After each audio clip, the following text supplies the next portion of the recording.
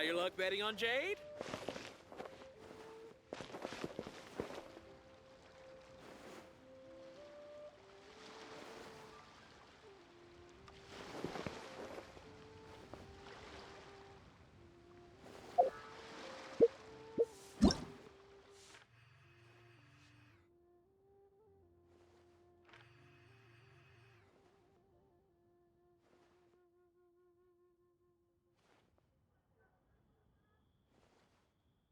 All the world holds dear is but a backdrop of constant motion. I stand before it, alone and unchanging.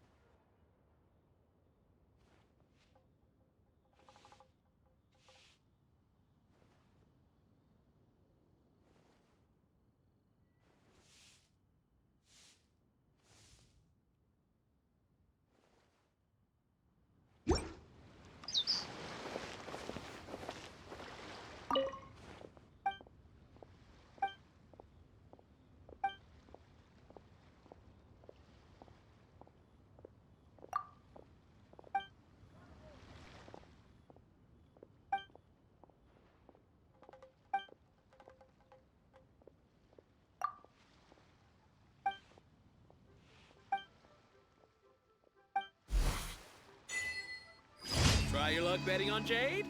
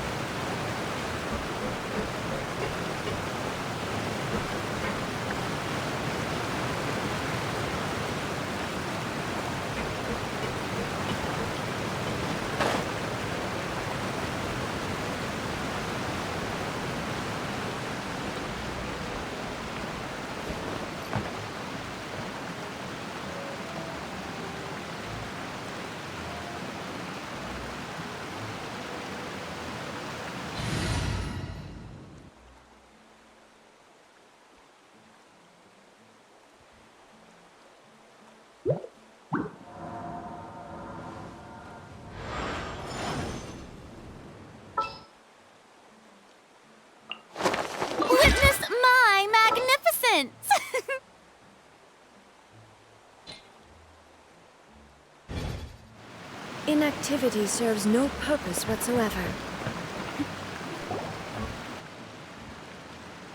Greetings, boss. How may I be of assistance today? I'm sure you've heard about what happened at the Opera House? Someone got turned into water right in front of us. Yeah, I've heard. With something that dramatic, I'm sure journalists will milk it for all it's worth. And it'll be all the talk for the next several weeks. It also reminded me, on the day that the incident happened with my father, it was raining outside, and we found some clothes left at the scene. After my partner here put the dots together for me, I feel like we should try to reopen his case. Can you do me a favor and try to recall what happened that night? Let me think. Mr. Callis was feeling pretty upbeat that day. So he was drinking and bantering away with us at the table. After that, he told us that he wanted to go get some fresh air. So we let him go without thinking much of it. Who knew that we would hear 2 gunshots ring out right after? My first reaction was that Mr. Callis's life was in danger. So I grabbed my holster and made a mad dash toward the scene. But when I got there, it was already too late. Mr. Callis was standing over a dead body with a gun in his hands. All we could do was look back and forth at each other, not knowing what to say. So you also remember 2 gunshots then? Indeed. The guard said that the first shot didn't hit anyone, while the second killed Jacques. But I've never really bought that explanation. Reason being, Mr. Callis had left his gun on the table. I even made sure to confirm that before running to the scene. But according to the guards, that doesn't mean he couldn't have had other guns on his person. About the clothes left at the scene that you mentioned. Do you think there was a third person there who was turned into water? At least from our perspective, my father had no reason to kill. So he would also have no reason to bring an extra gun with him. The gun he was holding probably belonged to Jacques, or a third person on the scene. Yeah, that makes a lot of sense. So you're saying Mr. Callis ended up with the gun because he seized it from one of the other guys? But hold on. If that's what had happened, then why didn't he share the truth with any of us? He didn't even want to face the Oratrice machine, and chose instead to prove his honor in a duel. Did he lose all faith in the courts after seeing someone dissolve right in front of his eyes? About that, Malouse told me a thing or two. So, I think I can understand why he committed to the duel. I'll tell you everything once the whole truth has been revealed. I understand. Then I'll leave Mr. Callis's honor in your hands, boss. And if I may just say one more thing. The whole Callis the Unfaithful epithet has been a thorn in my side since the day it was invented. Many people have laughed at me for still calling him Mr. Callis, even after so many years have passed. But it was Mr. Callis's trust that allowed me to rise through the ranks of Spina di Rosula and live the life I lead today.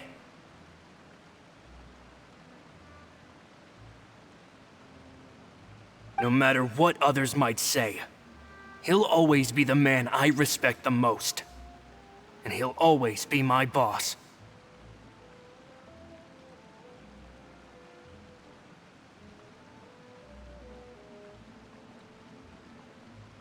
Don't worry. I will definitely find the truth.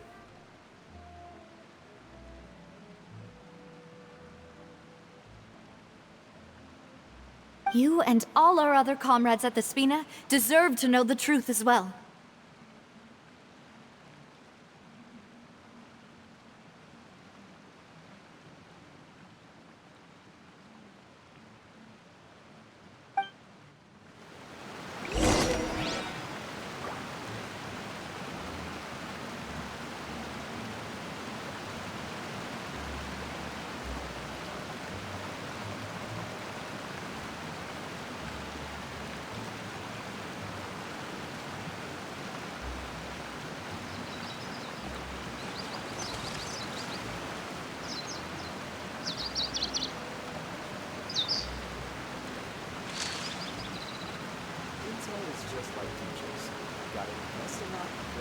started.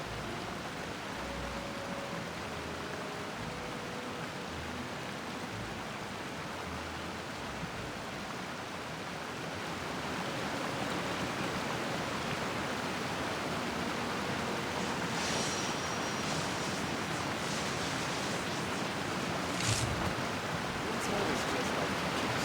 You gotta invest a lot before you can start it.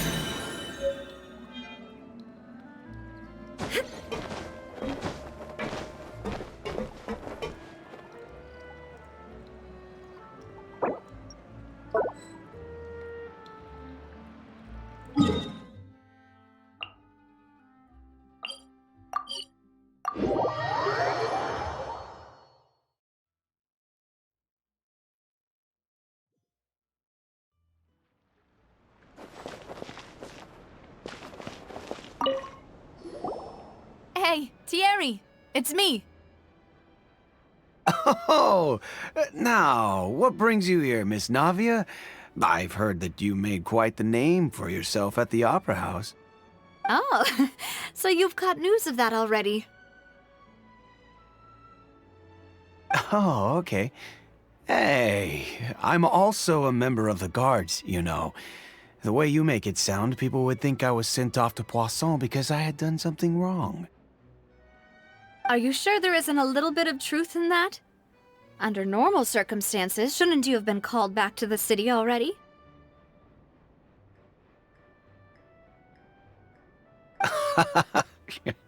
I mean, where I work is really up to me. Let's just say I enjoy the ambiance of Poisson.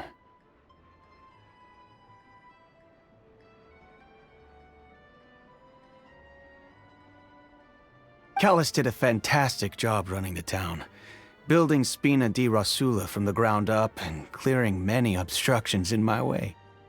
It would be next to impossible for me to find a similarly easy but high-paying job in the city. Anyway, enough chit-chat. Are these two friends of yours? You, here for some formal business? Yes. These two are my partners. What happened at the Opera House made us realize that Linny's case and my father's may be related. We're trying to reinvestigate the details of my father's old case. Ah, I get it. You think there might be more to the case now that we know people can be dissolved into water, right? I was also flabbergasted when I first heard of it. If you want to go through the original files from your father's case, I can help you look for them.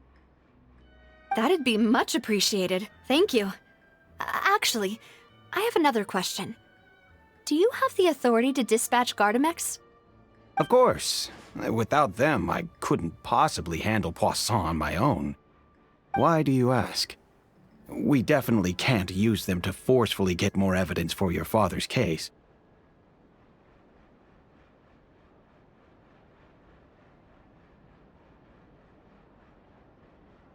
Well, you see, just recently, we were attacked by a horde of unnumbered Gardamex in the city. So, if you hypothetically wanted to do something against me, all you would need to do is get rid of the mecha serial numbers and send them after me. Then you think too highly of my abilities. Dispatching mecha is very different from controlling them. If I had to make an analogy, when you order a dish, the chef will make it for you. You can ask the chef to cook, but not to massage your shoulders or carry your baggage. If you try to make unreasonable demands, the chef would just think you're out of your mind and ignore you completely. The same goes for me and my Gardamex. Removing a serial number is also not as easy as you might think. There are a lot of complex steps to it, and it's almost impossible to keep it a secret. So I can promise you, those mecha were definitely private units. They're certainly not cheap. So, whoever their owner is must be super rich, powerful, or both. Now that you mention it, though, being in the synth business would definitely be profitable enough to afford this. Oh, then you're officially in the clear, Thierry. Oh, well, thank you for the vote of confidence, Navia. Jokes aside, I'd like to wish you all the best with your investigation. I'll be staying in the city for a little while, so just come find me if you need any support from the guards.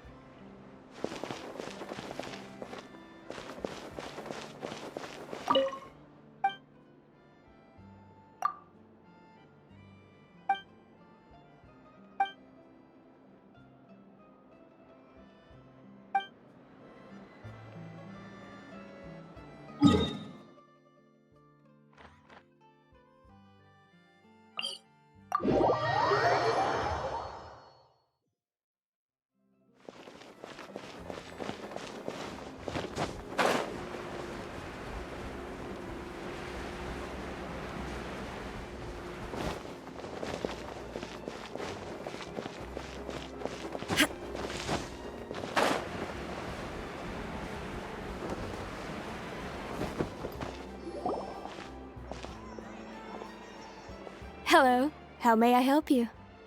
I'm here to see Marcel. Could you please let him know?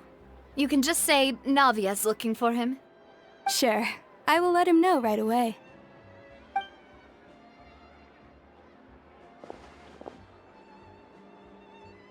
Navia, hello. Sorry to keep you waiting.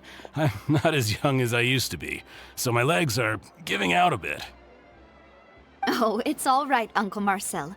There's no need to stress. I just wanted to talk to you briefly about what happened in the Opera House. I'm sure you saw everything too, right? Yes, I've never seen anything so strange. Oh, you were at the Opera House too? That's right. I went there with Navia to see the magic show. Who knew it would turn into a whole murder mystery? I also witnessed your marvelous sleuthing work. Quite impressive. To beat the Hydro Archon at her own game on her own turf, I can already imagine everyone in Fontaine discussing your exploits over a few glasses of wine.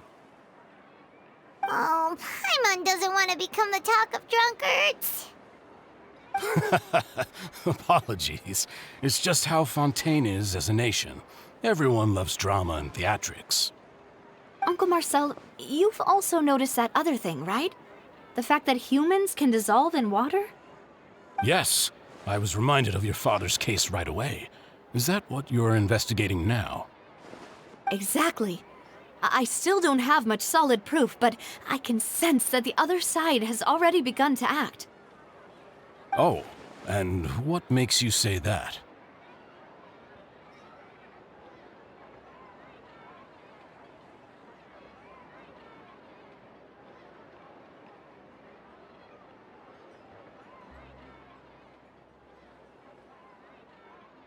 We were attacked on Araneus by some unnumbered Gardamex. And there was also an attempt to get me to drink water from the primordial sea. If not for the vigilance of my partner, I probably wouldn't even be here talking to you right now. you're giving us too much credit.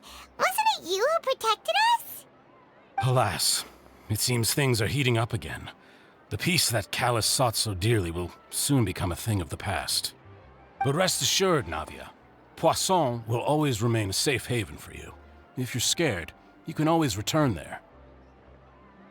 If anyone dares to lay their hands on you there, the Confrérie of Cabrières will use its funds to the last Mora to bring them to justice. Thank you, Uncle Marcel. But I don't intend to go into hiding. I'm going to strike while the iron's hot. Do you have any new thoughts on my father's case? About that.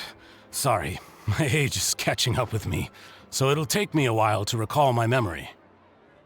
The Confrérie was responsible for that banquet, so I was out and about the whole time making sure things were running smoothly. I didn't even have the time to drink with the guests. Then I heard the sound of a gunshot, and the rest was history. Oh, it's okay. No need to push yourself. We'll ask around some more, see if there are any valuable clues elsewhere. Sounds good. Just let me know if you ever need Mora. All my wealth comes from Callus's patronage and support. I'll spend however much it takes to clear his name.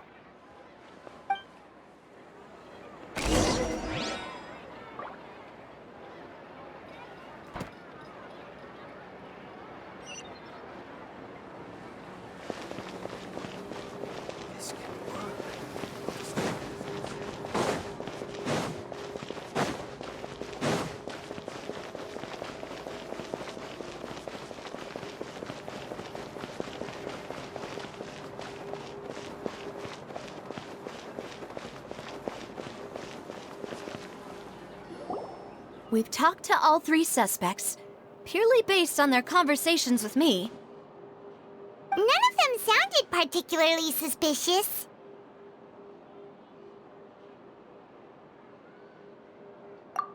I suppose that's to be expected, though. If a single conversation's all that's needed to find them out, then my father wouldn't have needed to investigate the case for so many years. Anyway, even though we didn't make a breakthrough, let's still compile what we were able to find. But where should we start? Ah, you're right! Florent mentioned that Callus probably only ended up with the gun because of circumstance. That makes sense. According to Jacques' family members, he already told them that he had been discovered, and that he had no choice before he left home that day.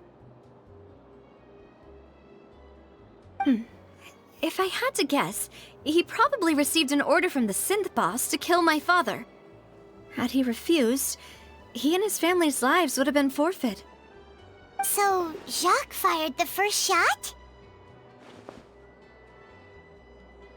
Oh? And why is that? Ooh, that's a good point. Jacques probably already knew that he was just being used as a tool for murder. And once he had completed his mission, he'd be of no more use to his boss. So, what would make more sense from his perspective would be to turn his back on the Order and seek protection from my father. Makes sense. But without evidence, that's still just a theory. Besides Jacques, the attack from the Gardamex has been bothering me quite a bit as well. It's obvious that our enemy has become more antsy after the secret of the primordial seawater was revealed. Do you think he knew, even then, that we'd follow this lead to the end? Given everything that's happened since, it's quite possible. But who among the three suspects would have the ability to control privately owned Gardamex? Uncle Marcel? My father did really trust him. And they worked together on a large number of projects. Maybe that's how he got to know Jacques. And with funds from the Confrérie, he could also afford a large number of Gardamex. It's still really hard for me to imagine, though. After all, Uncle Marcel has been around since I was just a child. Also, wouldn't this mean he has been spending a whole lot of mora and energy to fight his own synth business?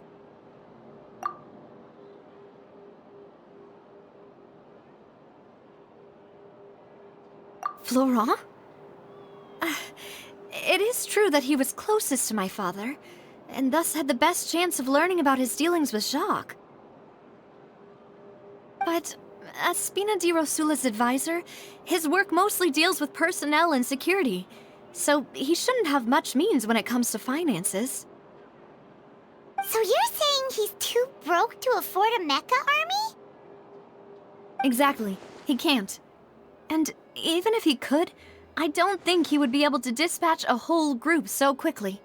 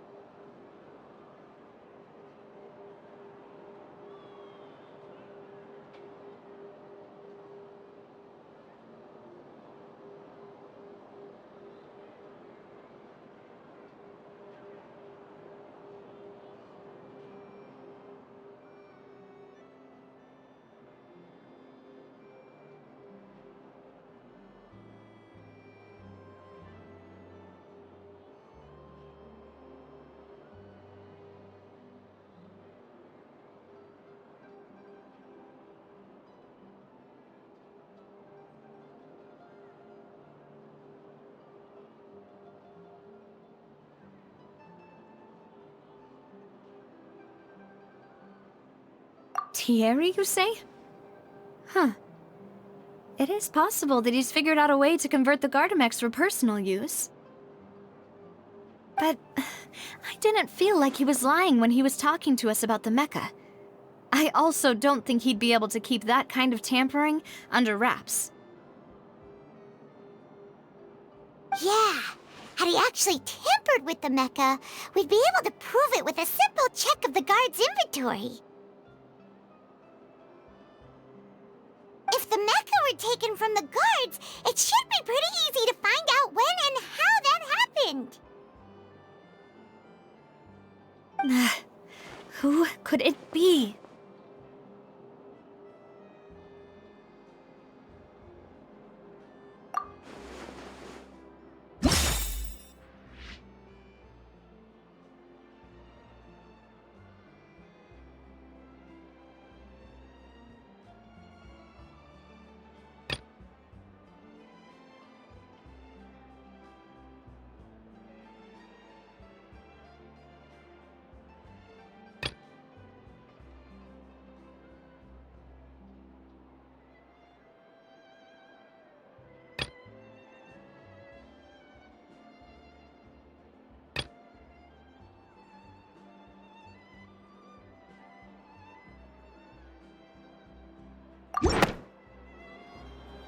You know, if you think everything through, Uncle Marcel is indeed the most suspicious of them all. Could we be missing other suspects? Malus didn't know about the people turning into water thing when he narrowed it down to these three, did he? Malus has always been very reliable, and his judgment of others' trustworthiness has been fair and well considered. When he laid out his case for the three, the rationale he gave me made a lot of sense as well. The suspect is knowledgeable about the Spina's internal affairs, has the means to dispatch Mecha to assassinate us, and possesses significant intellect and foresight.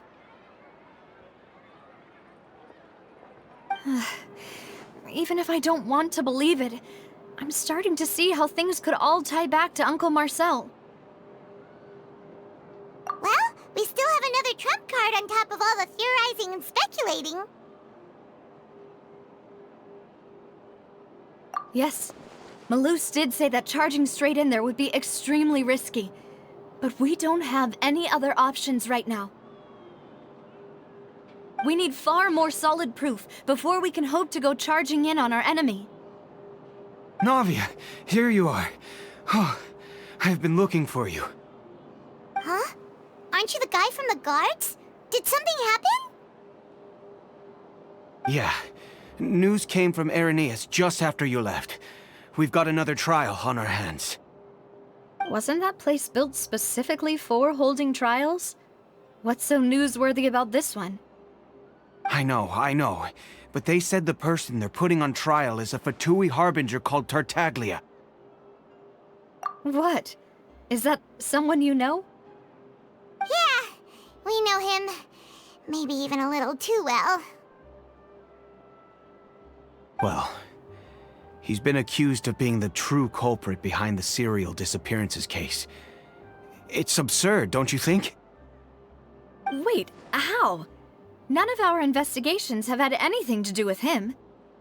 That's what I thought was strange about it, so I came to tell you the news right away. If the charge against him stands, then it'll be next to impossible to get the guards to support any of our planned investigations. Right, because they'll think they've already found the culprit. Yeah, and it'll be a lot harder then to clear Mr. Callus's name. I understand. Well, partner, what do you think we should do? We still haven't found any conclusive evidence. Huh? Split up? What do you mean?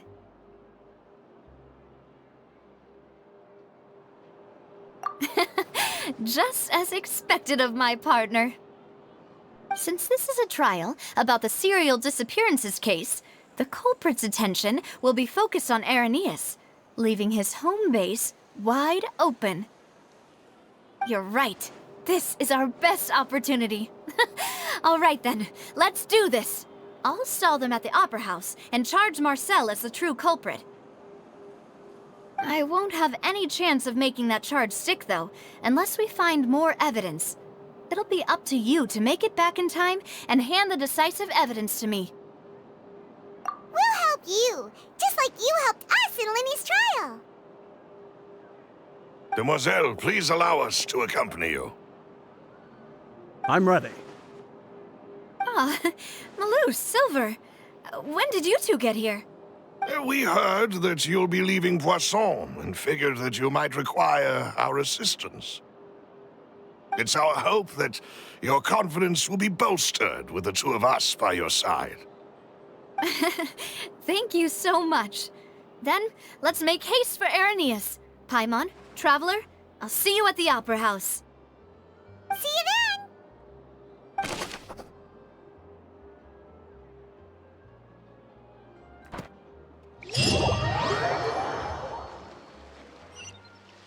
Now that Navia has set out for Arrhenius, we should also get going.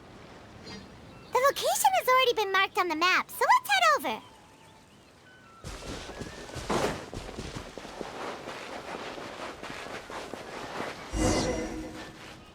Huh. According to Malus's info, the synth production base is underwater. Let's go and try to find the entrance.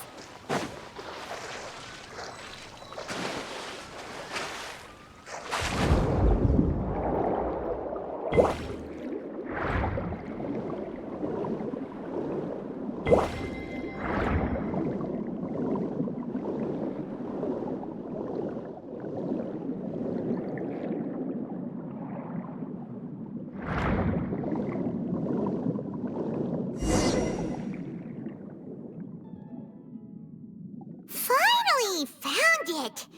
Huh. So this is the entrance that leads to the synth production base. It sure doesn't seem out of the ordinary at all. Ah, you're right. An important place like this is bound to have a ton of protective measures and mechanisms. Navia's probably arguing up a storm right now to stall for us.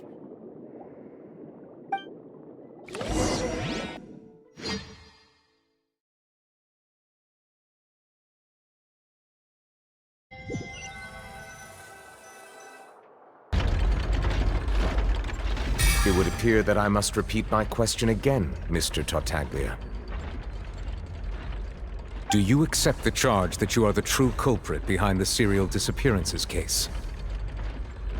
To be perfectly honest, I don't understand your country's complicated court system, or the reason why I'm being charged with something I've never even heard of.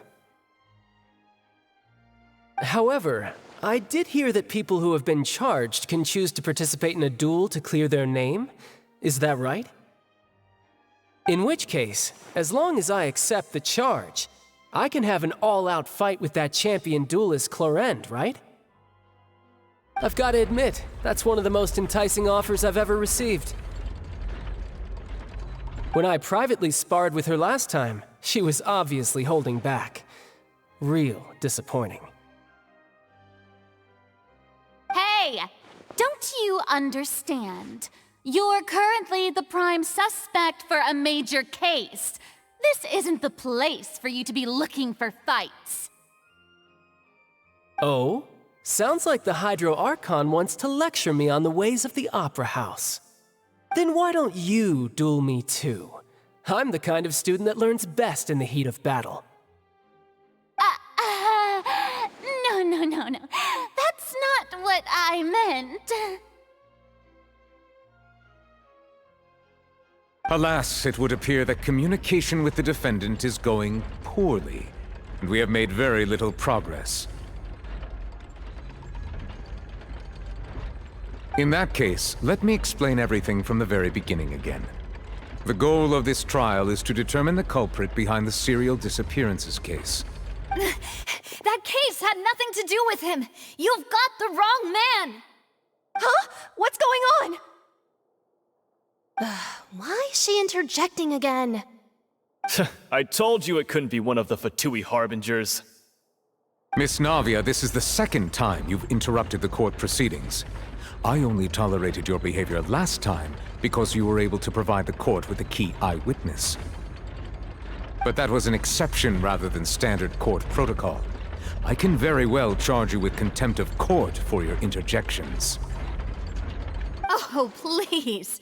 Did you ever think I had any respect for this place's pointless theatrics? We can put that discussion aside for now. I'm not here to argue with you. I'm here to charge the true culprit behind the serial disappearances case. And if my charges prove true, then Tartaglia here will be proven innocent by default, correct? Oh, a young lady has charged in and offered to clear my name. How fascinating. Well, I'd gotten half bored to death by all these rules and procedures anyway, so I'll take you up on that offer. So, Your Honor, is there nothing else for me to do now? You may take a seat for now in the audience, but that doesn't mean the suspicions against you have been lifted. Now then, Miss Navia, who is the person you would like to charge instead? That person is...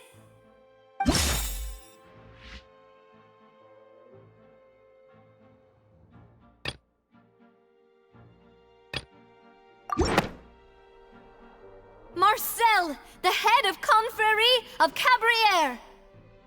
Huh? What confrérie? Never heard of them in my life. I've heard of them, but weren't they Spina di Rosula's sister organization? Oh, is this going to be a friends to enemies type situation? Please let me remind you, Miss Navia, that charging someone is an incredibly serious matter.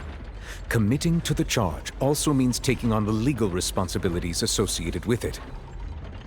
And if the charge fails, depending on the circumstances, you may also be charged with the crime of making a false accusation. Knowing this, do you still wish to charge this man? Yes, I do. In that case, I declare the charge to be valid. Miss Navia and attorneys, please take your places on the court. Members of the guards, please contact Mr. Marcel right away so that he may stand trial.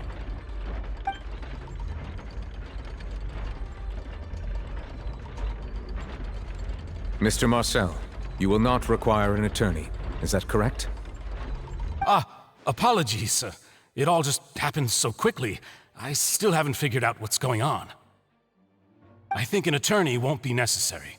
This is probably just a misunderstanding between me and Navia. Very well. In that case, since both sides have now arrived, Miss Navia, please present your charges. I would like to take everyone back to 3 years ago, to the case of Callus the Unfaithful. Only through elucidating what really happened in that case can we connect all the dots for the serial disappearances case. Navia, do you really think that I was the one who killed your father? Come on, why would I do that? Callus was my benefactor, and remember, both you and I only ran to the scene when we heard the sound of a gun. If that's enough to make me a suspect, wouldn't that make everyone at that banquet a suspect as well? I think there's no point in getting into the specifics right now. The audience doesn't even have the big picture yet. Even I'm struggling to remember some details of that case. Exactly correct, Your Honor. I must refresh everyone's memory about that case before I can explain my charge and reasoning. I see. In which case, I will recount the findings about that case as originally recorded by Maison Gardiennage.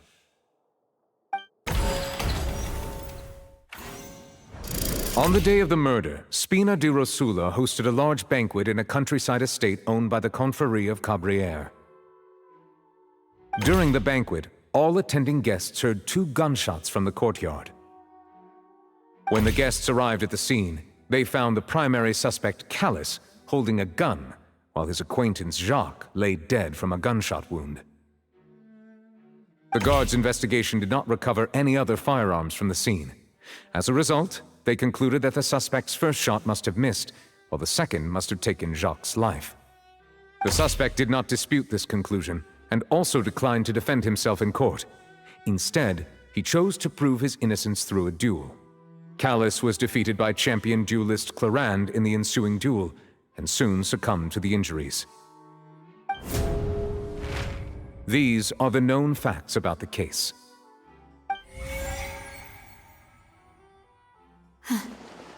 The one with the motive to kill was Jacques, not my father. And even so, Jacques still had no reason to pull the trigger. In truth, the third person shot Jacques first, and was shot in turn by my father when my father seized the gun from him. After that, the true culprit turned the third person into water, erasing all traces of him from the scene. Thank you for the summary, Your Honor. Of course, the guard's conclusion appeared quite sensible to us at the time. However, we should revisit the case now that we've gained new information about the abilities of water from the primordial sea.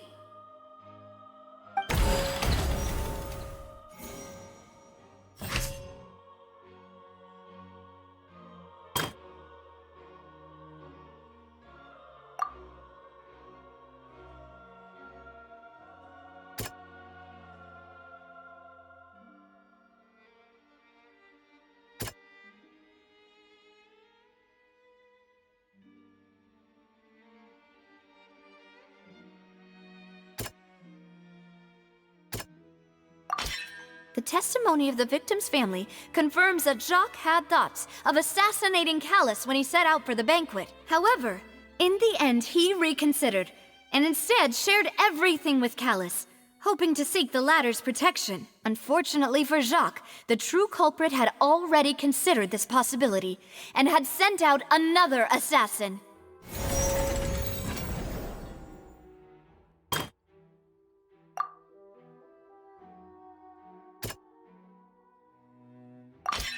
This assassin first shot Jacques, then turned to shoot Callus, only for Callus to wrestle the gun from him and kill him instead.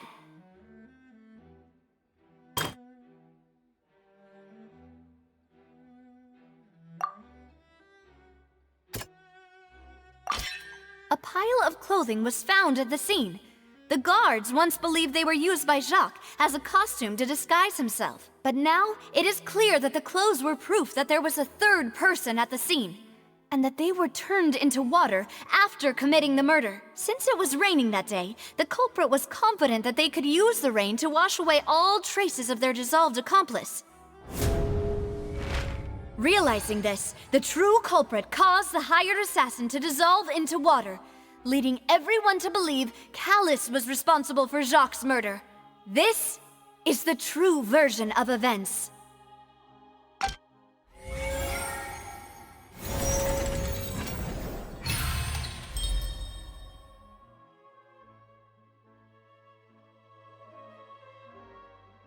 Ah, so that's what happened. Wait, you're telling me something as dangerous as water from the primordial sea has been used for all these years? What a great theory. It also explains Callus's and Jacques' respective motives. I guess they didn't shoot each other after all. Mr. Marcel, you are the one being charged with the crime. You should provide a rebuttal if you wish to prove your innocence. Ah, but I think I agree with everything Navia just said. In fact, there was nothing in her speech that directly implicated me. Then, may I ask some questions? In my opinion, we primarily need to determine two things. One, do you have the evidence to back up your claims? I'm afraid not. At least not at this very moment. Boo! If you don't have any evidence, you should just go home! I may not have the evidence with me, but I know where I could go to collect it. If we look up the deserted clothes against a record of people who went missing around the same time, we should be able to find a match. Considering the serial disappearances case, the guards probably kept careful records of all missing persons from around that time, regardless of age or gender. That makes sense to me. Monsieur Neuvillette, I would consider this to be a reasonable investigative direction. Why do I feel like Farina's acting a little differently today? Maybe she's scared of embarrassing herself again? Alternatively, she's become more diligent after charging an innocent citizen in the last trial. My second question has to do with the ensuing duel. If the truth is indeed as you described, then why didn't Mr. Callus explain himself in court? If he had testified that a person had been dissolved, he could have at least mounted a defense. I've thought about this too, and the answer is actually pretty simple. He felt there were things that were more important to him. The dissolving power of water from the primordial sea is an important secret for the true culprit of the serial disappearances case. My father could have exposed it for all to see, but he chose to take it to the grave. At that time, Spina di Rosula was in dire straits, and his reputation had already been shattered. He had no guarantee that going forward with the truth would allow the culprit to be brought to justice. What was certain, however, was that it would paint a gigantic target on my back. Boss once told me that Demoiselle had already been selected as the next target of the serial disappearances case. What? If the secret had gotten out, the culprit would have fought an all-out war with Espina right there and then. I wouldn't have been the only one in danger. All of us would have stood to lose our lives. Of course, the guards might eventually figure out the truth of the matter and determine that we were in the right. But what good would that do?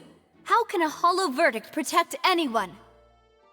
Had this opera house ever given my father any kind of confidence in its brand of justice, Spina di Rosula would have had no reason to exist. But by staying silent, we retain the ability to deter our opponents and continue the stalemate. I was able to become Spina di Rosula's president, which made me harder to target, as well as giving me more time to grow and learn. And once I have figured out the truth and stepped up to the challenge, I will do what this opera house cannot, and restore my father's truth and honor back to him. So, you mean to say, your father intended to die in the duelist's ring? That's right. Do you have any proof? Of course. All you need is to ask his opponent, Clarand. I don't need your apology, your guilt, or your support from the shadows. You don't have to do anything for my sake. But since he entrusted his will to you, Clarand, you should tell us the truth about his sacrifice.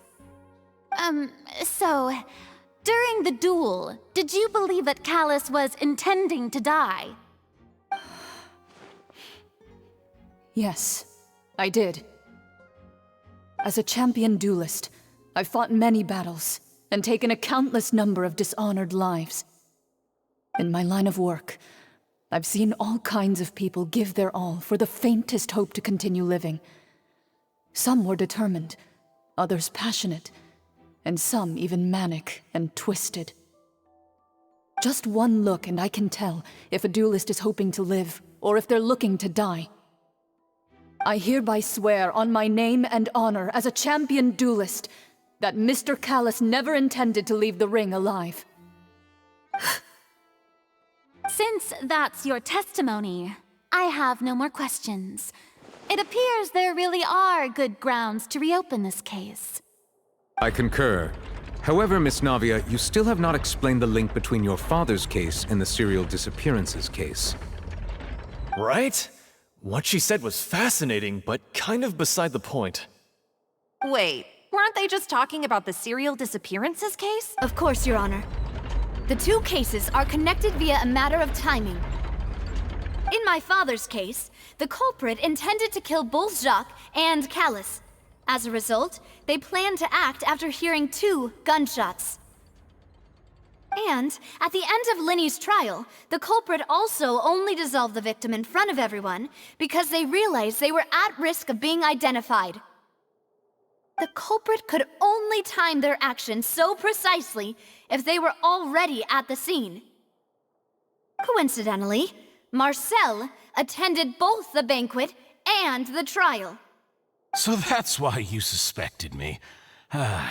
Even after hearing your reasoning, I still can't help but find it a little preposterous. I'm used to it, though. You've always been an impulsive and sentimental child, Navia. It's one of your most endearing traits. No need to appeal to pathos.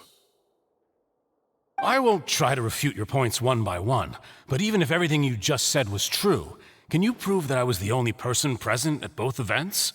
On top of that, does a person have to be physically present to control the timing? Can't someone remotely monitor the place? Know what she can say to that. I know that even with that, you might still think you can reduce the list of suspects with some further investigations, until I'm the only one left on the list. Alas, who won't feel at least a little hurt by an accusation of murder from a girl you see as your own daughter? But if I were to dismiss this completely, you'd also think I'm not being considerate of your feelings. Ah well, let Uncle Marcel teach you another lesson. Do you know what the biggest flaw in your reasoning is? I suppose you're gonna tell me anyways.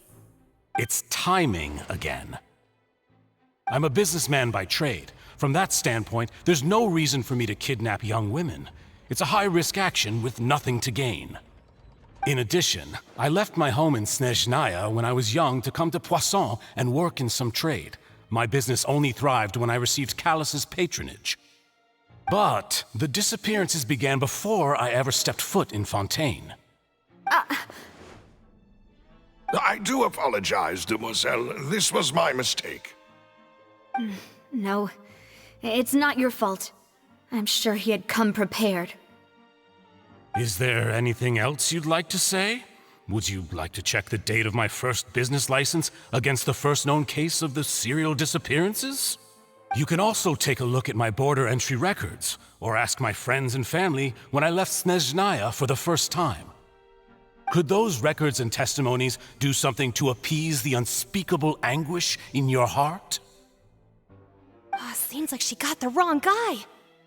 At this rate, Navia will be convicted for falsely accusing him. I think you've done a superb job of dissecting your father's feelings as he neared the end of his life. But aren't you going against all of his wishes and expectations right now? He wished for you to become more rational, collected, and conscientious, instead of dwelling only on your own feelings. Once you've learned to be more considerate of others' feelings, and to stop rushing headlong into things, you'd have met most of his expectations. This isn't just about me, and it never has been.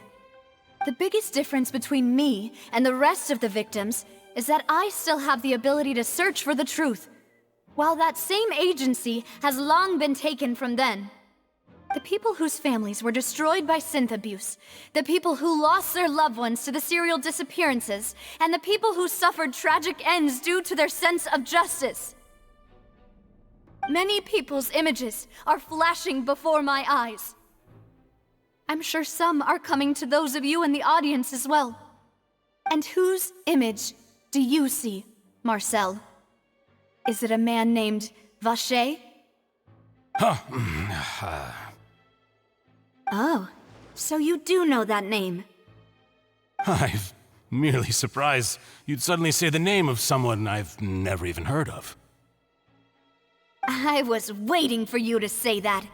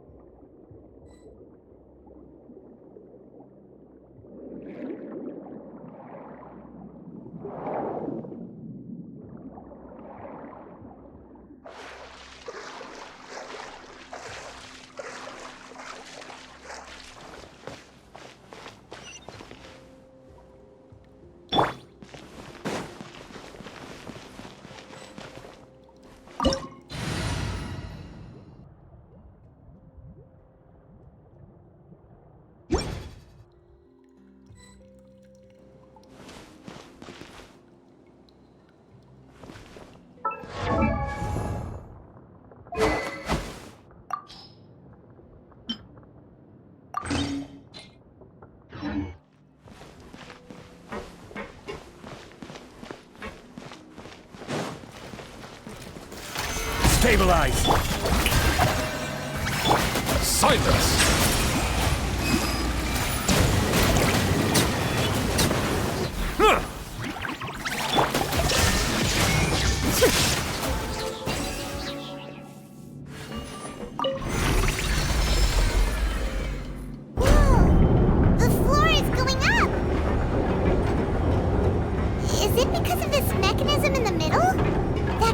really prepared a lot of stuff for this place.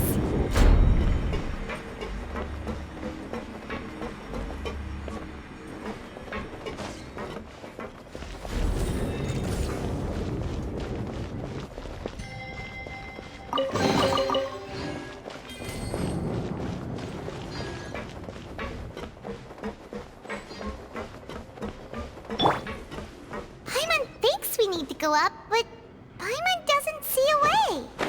Let's take a look around. Maybe we'll find a hidden mechanism that'll show us the way up.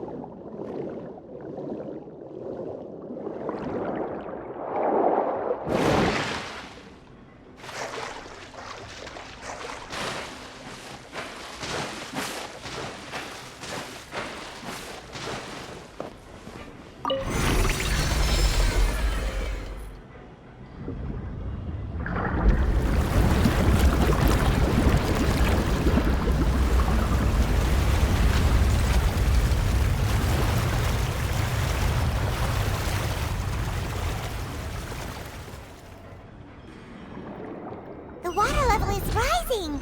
Now we can swim to the top. But this is still a ways away from where we need to go.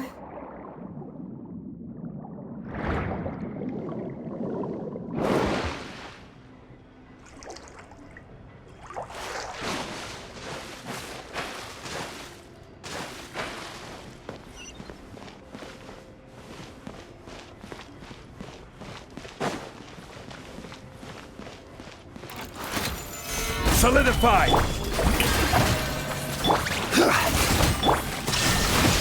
Torn to oblivion!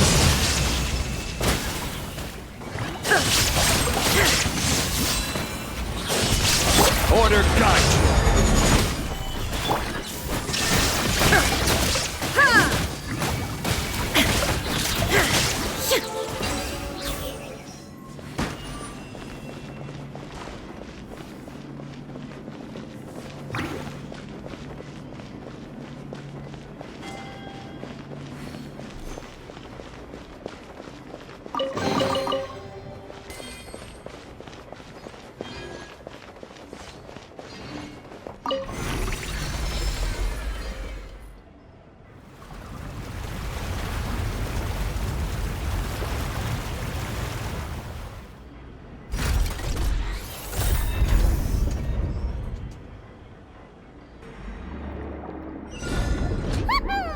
Now the path is clear. Let's go.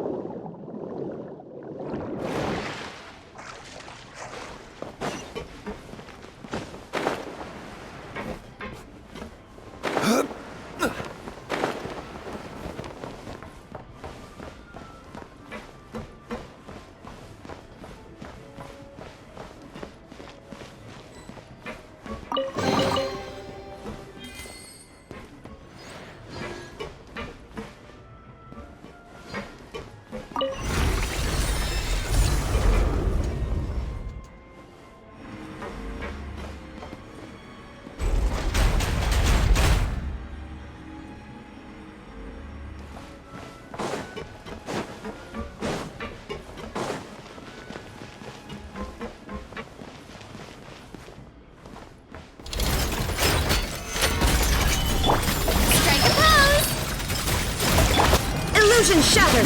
Inazuma shines eternal!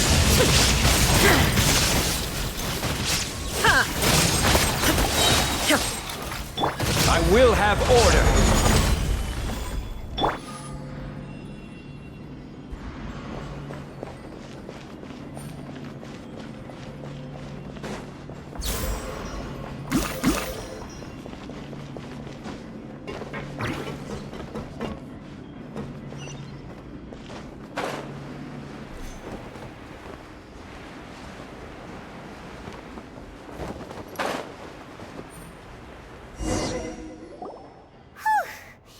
After all that, we finally made it to the innermost sanctum. Though, as expected, the mastermind isn't here. That's right. Then let's hurry up and find some evidence so we can get back to the Opera House and help Navia!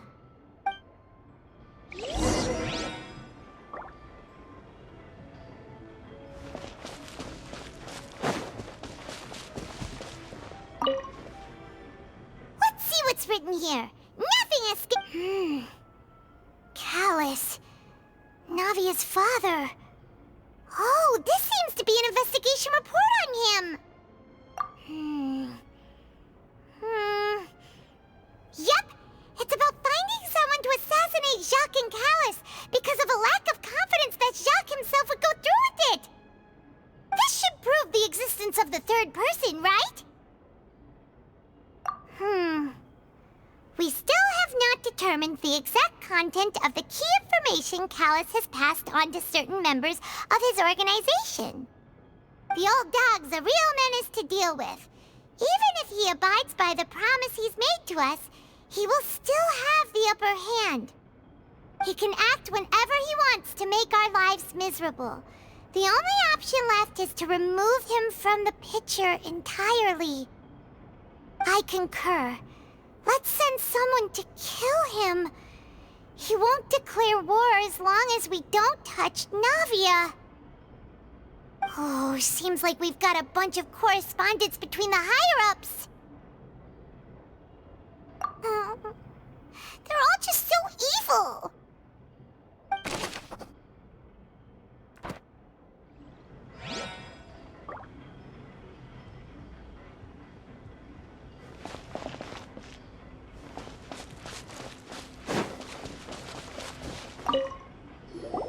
What's all this? Aw, it's a bunch of really cute things.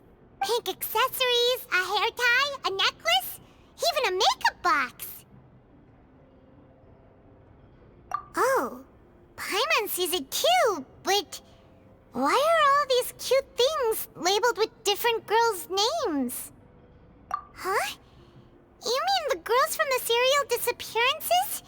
They were brought here?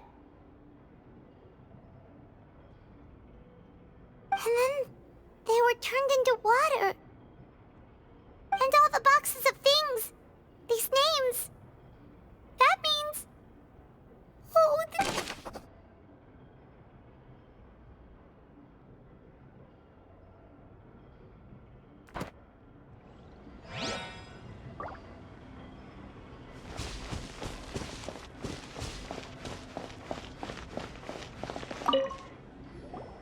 Whoa! There's so much synth here! And so many bottles of ingredients that probably just contain the waters of the primordial sea. Mixing in progress, ready to drink, stock sample? Huh. They've also got all the synth pretty clearly labeled. Whoa, there's even fruit-flavored synth? Yep, it's super obvious.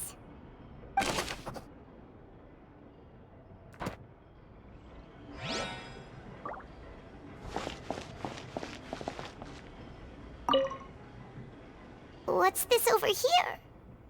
Looks like some kind of place for research. Experiment number 16 aims to verify Jacob Ingold's research conclusions on the primordial sea and use his theory as a foundation to achieve a breakthrough. The experiment was a failure. No individual managed to resurface from the water from the primordial sea. Female specimens 22, 23, and 24 were dissolved.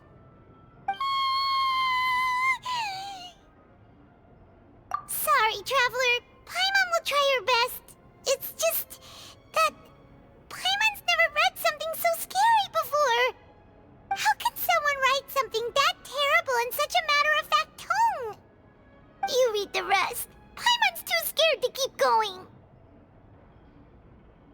So that's why he did all of these experiments. Wait, did he really think he'd be able to find a way just by dissolving people over and over? That's just insane! Huh? the name you heard by the fountain?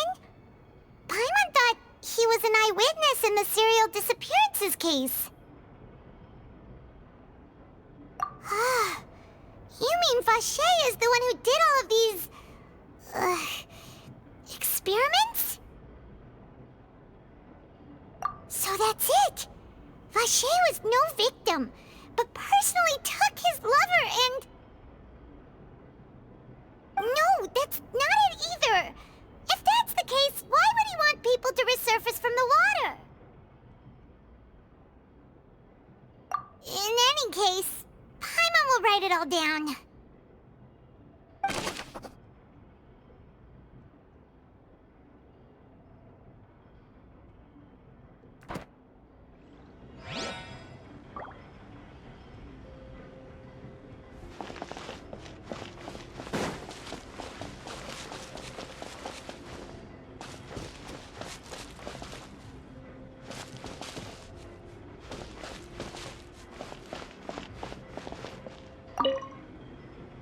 Oh, look!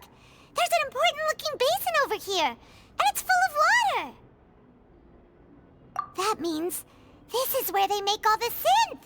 And that special water is the main ingredient! If you dilute it with normal water, you'll get synth, but the pure stuff can dissolve a human!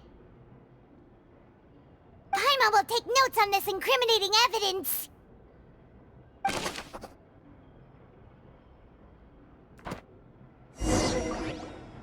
We've looked at almost everything here, and it seems like our theories were spot on. But... yeah, we haven't found anything that reveals his true identity. No wonder even Nervalette wasn't able to find anything. Whoever it is probably destroyed everything to do with that name a long time ago. That way, even if we bring all this back to the opera, we won't be able to identify the true culprit. Sure thing. Paimon won't admit defeat to this guy either.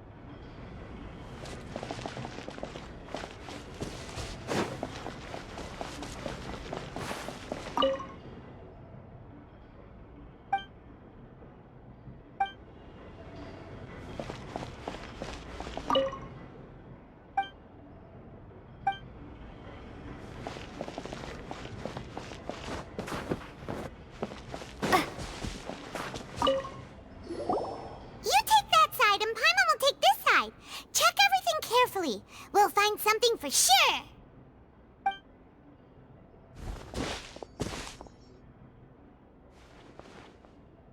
Nothing at all. And Paimon can't even find snacks either.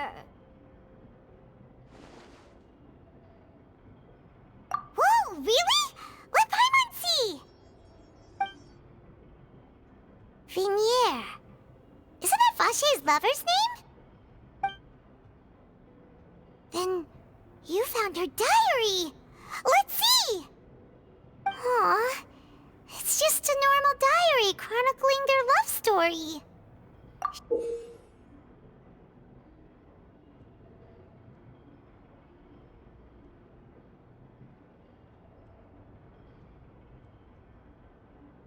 So many! A whole page's worth! But they're all crossed out. Was she unhappy with all of them? The final name she decided on was... Marcel. Wait, but Marcel's pretty old. Has this case been going on for so long that he's Vache and Venier's grown son? Hey! Paimon still hasn't figured it out yet.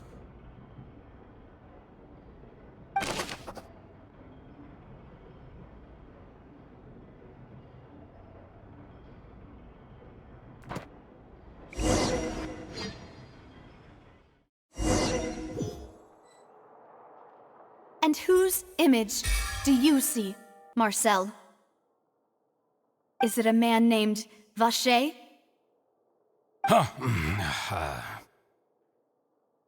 Oh, so you do know that name.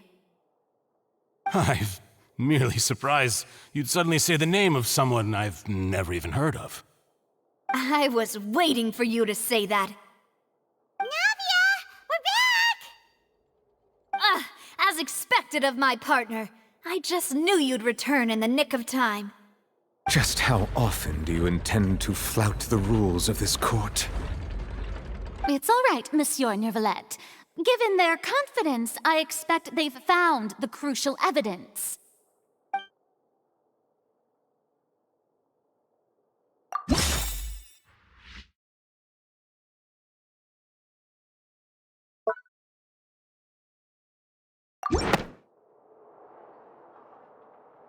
But the truth of it, Marcel, is that you've always been Vache.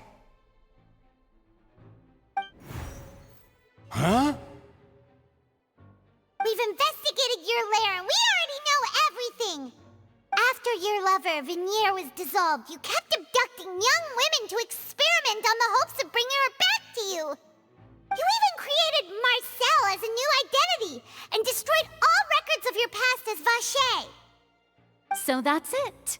Even the villains in opera performances rarely go that far. And with that, Marcel's motive has now been established.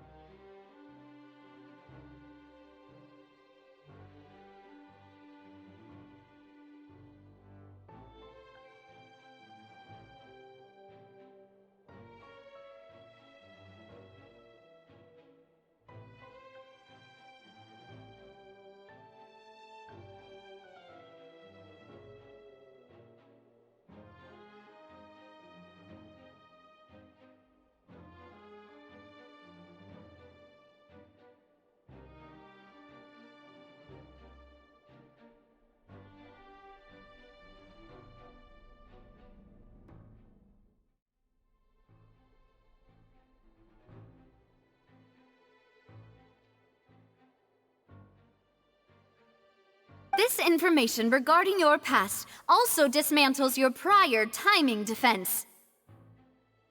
Well, Marcel, do you know where you went wrong? You fixated your gaze on the lover that passed away, instead of paying attention to the living people around you.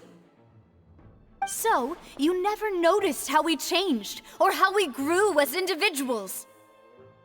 You also never understood Boss's real expectations for his daughter. Or our determination to see things through. Your determination. Mr. Marcel, please speak up now if you would like to defend yourself. Otherwise, the trial will move on to the next stage. Do you really think I wanted to do any of this? Pay attention to you? What for? Have you ever paid attention to me? Ever empathized with my pain? Ever known how it feels to watch the love of your life dissolve right in front of your eyes? No one helped me. No one even believed me. All those decades ago, even the officers from the Maison Gardiennage were laughing at me. They said there's no way a human being can turn into water. So I must have gone mad from grief. Vignier's death was brushed away by all of you as if it didn't matter at all. Well, now you know, don't you? Ha! Well, it's too late now. All those who were dissolved are gone forever.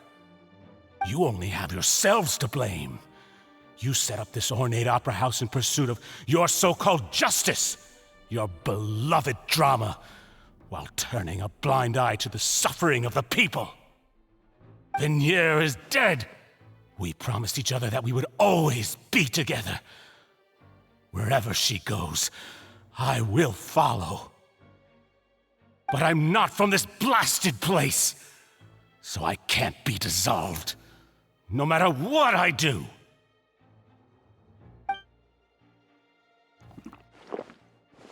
Hey, is that water from the primordial sea that he's drinking? I can't dissolve! Can't dissolve! Can't dissolve! Do you all see? I can't go! I can't follow! So if I can't go where she is, what choice do I have but to try to bring her back? I did all of that, and in the end, that accursed Callus still got the better of me. I spent my entire life living on pins and needles, only to get stabbed by his idiot daughter at the very end. The suspect is exhibiting signs of mental distress. Guards, please restrain him. Don't touch me! Don't anybody come near me! I still need to save Vignier. A promise. We made a promise. Vignier. Vignier! Please, Vignier. Don't think badly of me. All I want to do is fulfill our promise. At this point, the verdict of this trial is clear. With Mr. Marcel's conviction, the charges against Mr. Tartaglia no longer have any basis. Fine by me. I was in a bad mood, but after a show like that, I'm actually feeling pretty good. Traveler, please submit all the evidence you have collected to the guards, so that I might review and summarize the truth behind the serial disappearances case.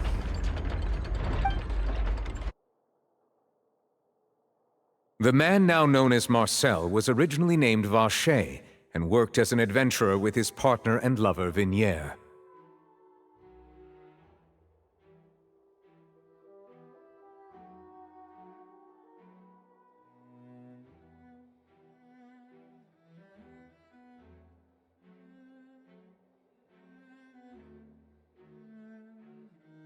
During an underwater expedition, Vignier accidentally came into contact with water from the primordial sea and was dissolved in front of Vacher as a result.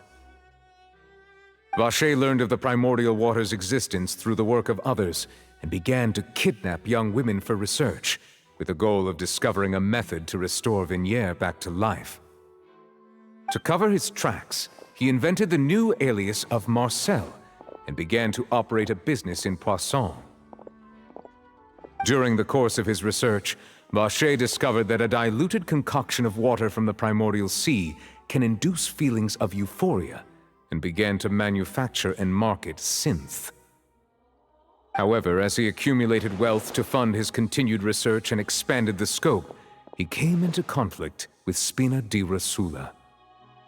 After exchanging blows with Spina di Rosula for many years, Vacher decided to assassinate their president Callus at a banquet. Although the assassination did not go as Vacher expected, he was able to turn Callus into the murder suspect by dissolving the assassin he sent to the scene. And just recently, Vacher attempted to frame Linny as the culprit of the serial disappearances case, using a similar method. However, his attempt to frame Linny failed, and the power of water from the primordial sea became public knowledge. This case also exposed enough of Vacher's machinations that he was eventually successfully charged in court.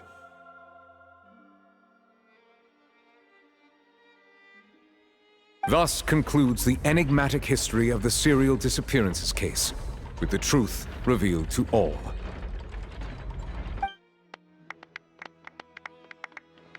The Oratrice will now deliver the final verdict regarding the charges against Mr. Vacher.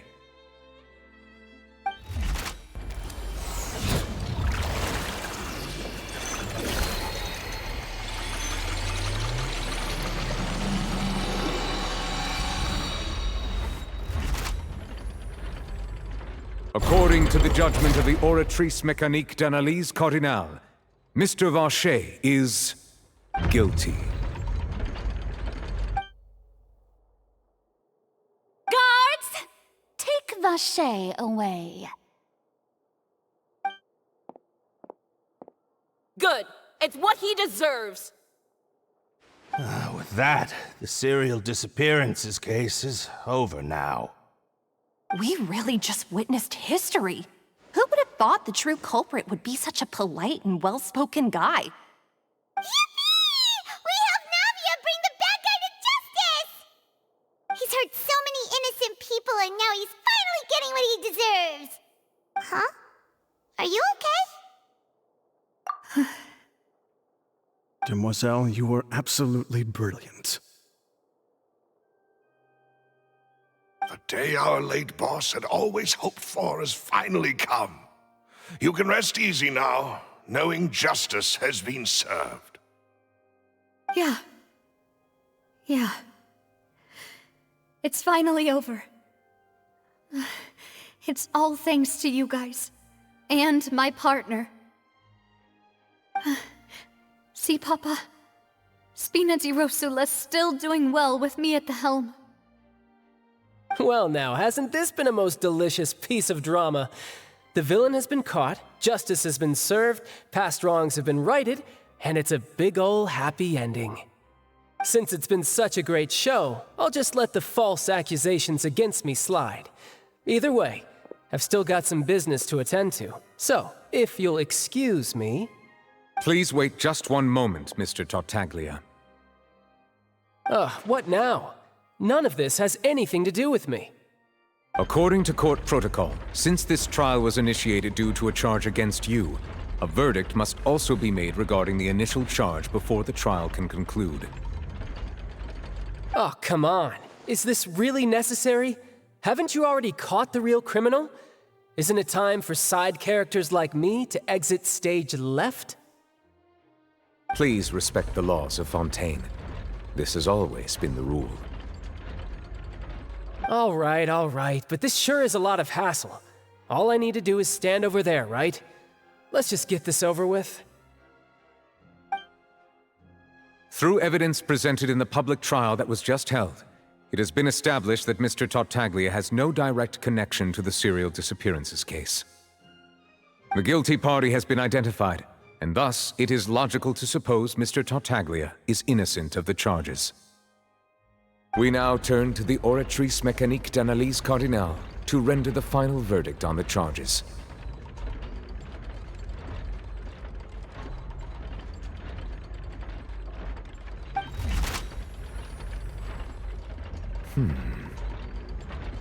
According to the judgment of the Oratrice Mécanique d'Analyse Cardinale, Mr. Tartaglia is guilty.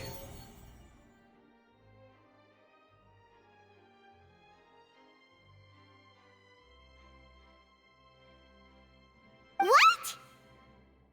Hey, hey! That's not funny!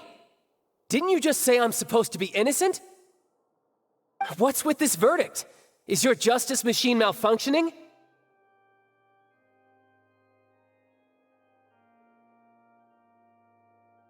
Huh? This has never happened before. The Oratrice actually returned a different verdict from the Chief Justice.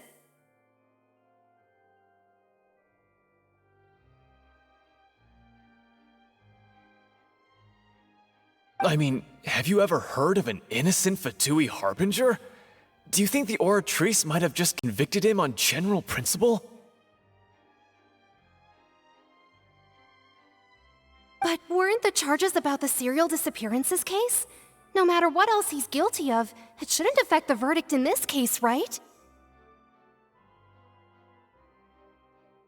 The judgment of the Oratrice Mécanique d'Analyse Cardinale is, by law, the final verdict of the court. We must accept the guilty verdict. Guards, please take the suspect into custody per court protocol.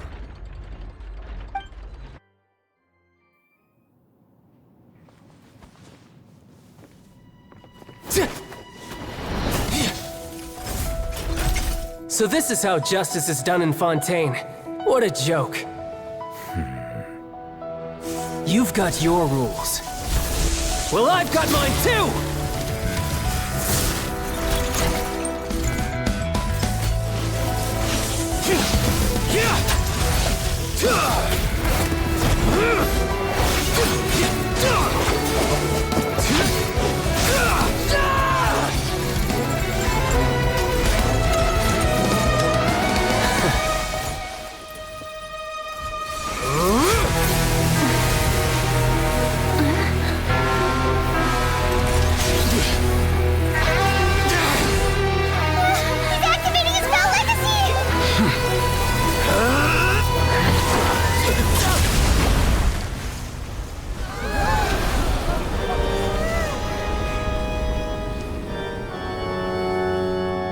I am sorry. If you have been wronged, we will find the truth. But the rules of the court must be upheld.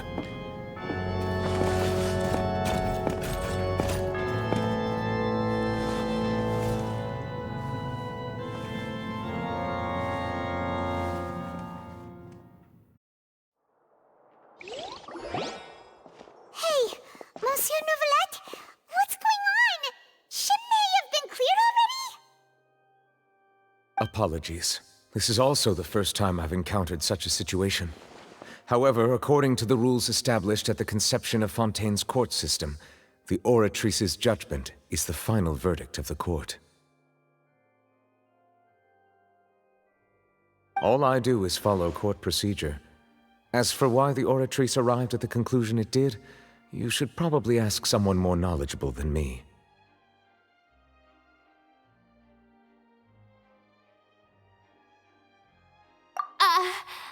Why are you looking at me? I had nothing to do with it!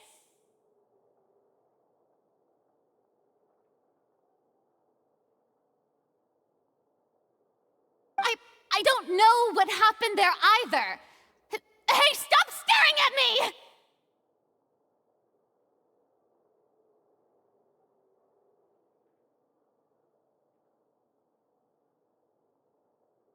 What does Lady Farina mean by that? She says she has no idea either, but that's impossible. Didn't she create the Oratrice herself? Yeah, so are the verdicts reliable or not? Can results like this really be called justice?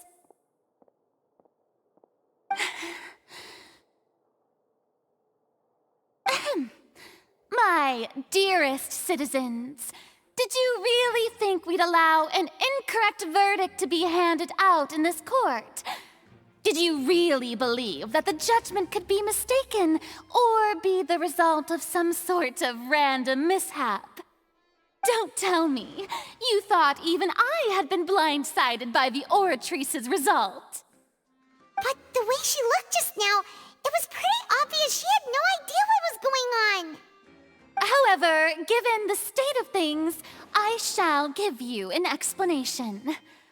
Everything that just took place, including my supposed shock and bafflement, was a part of an elaborate performance, with every action meant to stir up drama and excitement.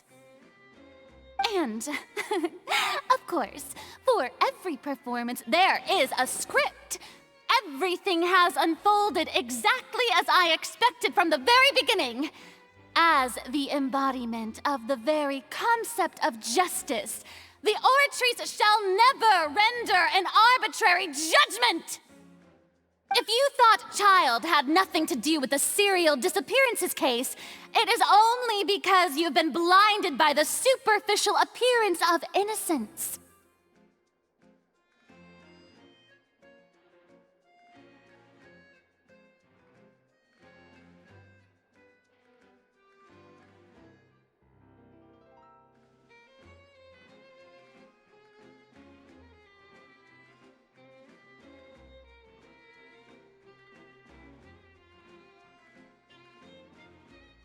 Everything he's done, not to mention the danger he poses, are beyond ordinary comprehension and completely unforgivable!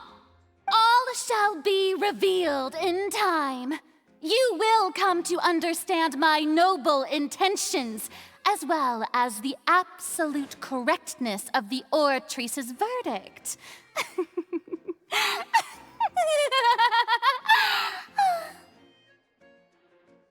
Now, having said that, although I hate to leave things hanging in suspense, it is now time for this performance to end. As the lead actress, I shall be the first to take my leave. Toodaloo! So she chose to make her escape after all, did she?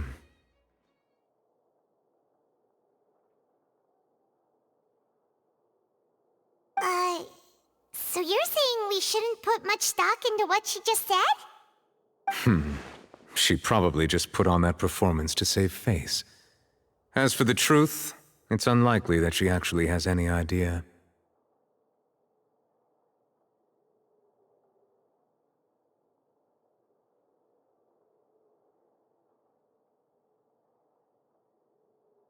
However, please be assured that I will continue to investigate this case in a personal capacity.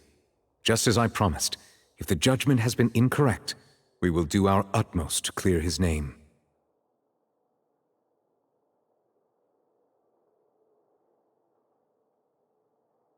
All right. Even though we feel pretty badly for him, we'll take your word for it for now. After all, he's done plenty of bad stuff, so he should have known he'd go to prison someday, right?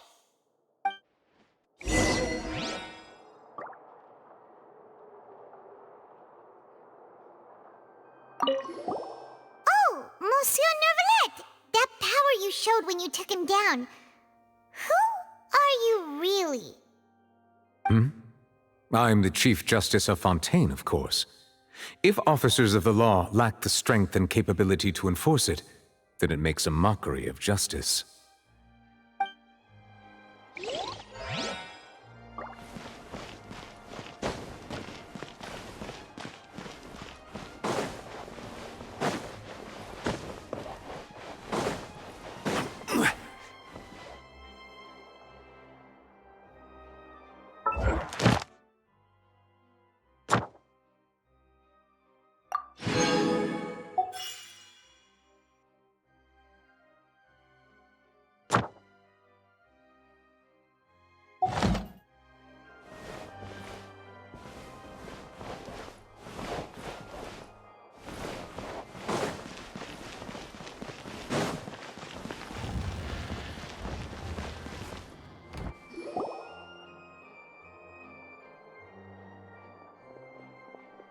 Hey, what are you doing? Quick, stop him!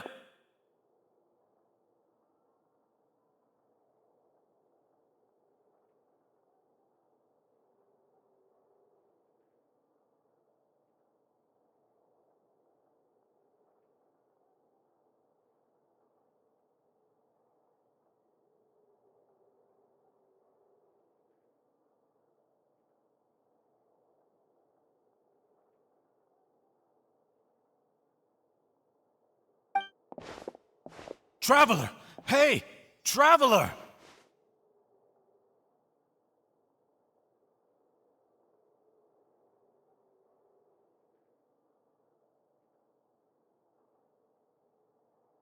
Marcel! What are you doing over here?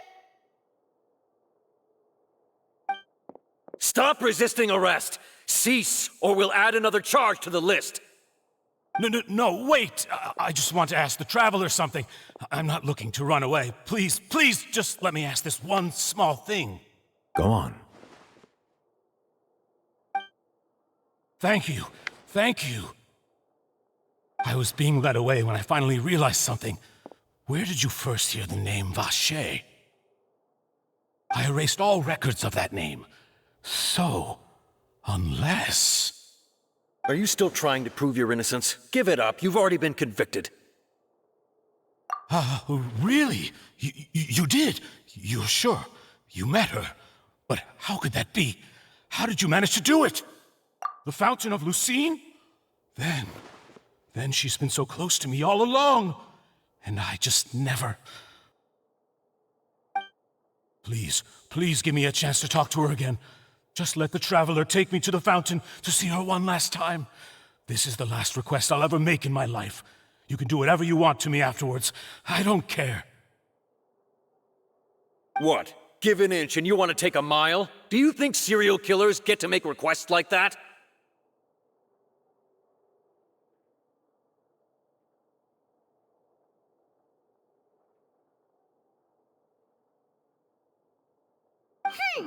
Paimon agrees!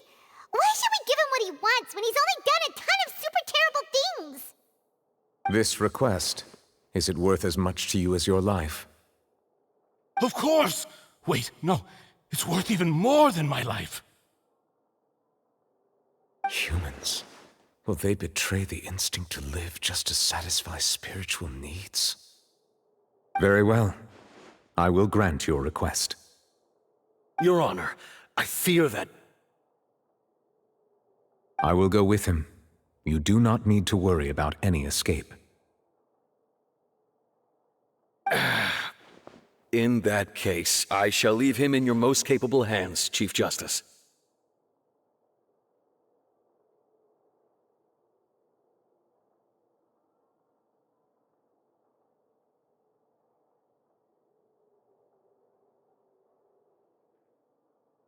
Thank you, Your Honor.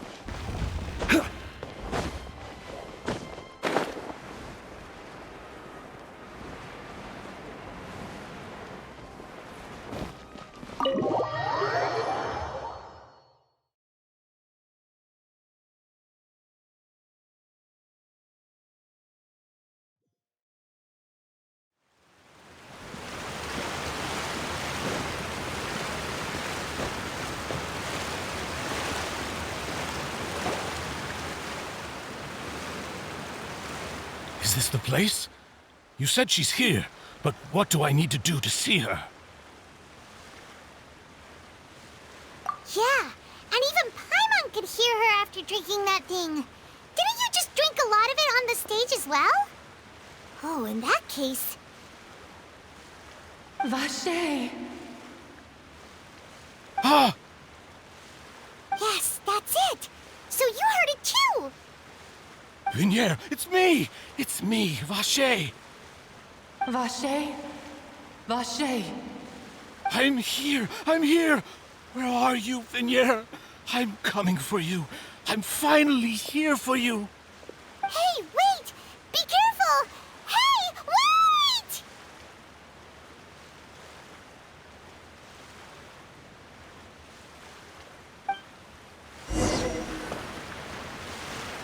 Vignier, is that you? It's me, Vacher! Vignier! Vacher, why did you come? Didn't I say? You don't need to look for me. You look a lot older than I remember. How long has it been? It's been more than 20 years. I've suffered for over 20 years since the day you left. All this time, only the thought of bringing you back has kept me alive. Nothing else mattered to me.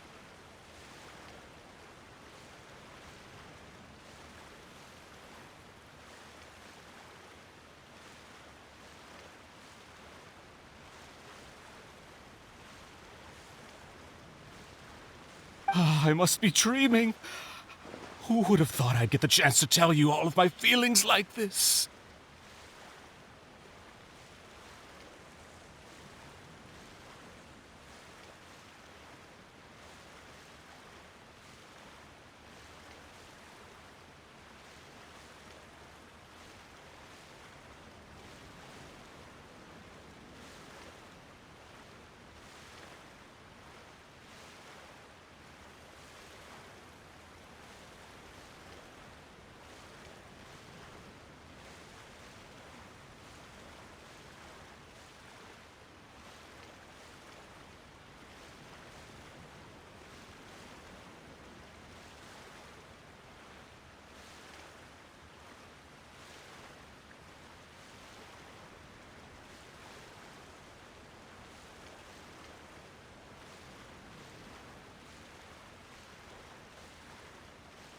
Vignier, you are my everything.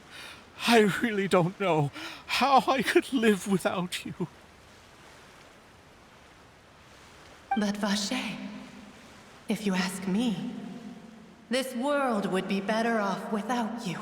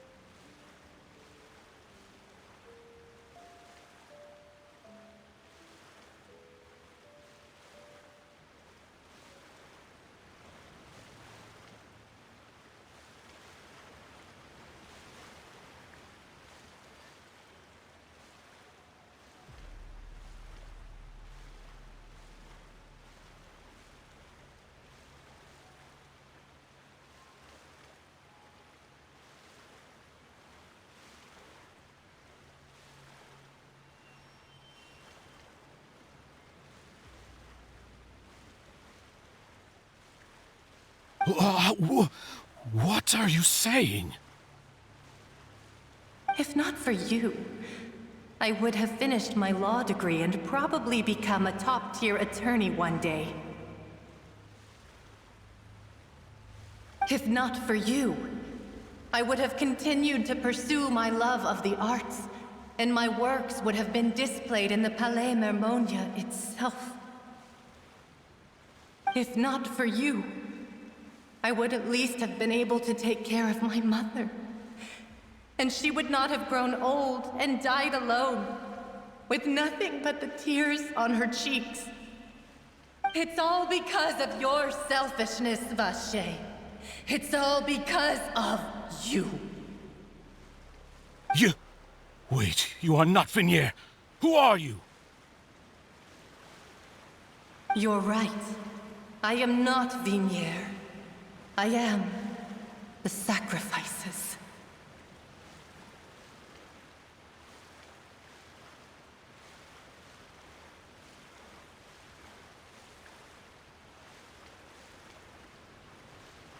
Every woman who died by your hand, as our bodies dissolved, our consciousnesses flowed back to the primordial sea.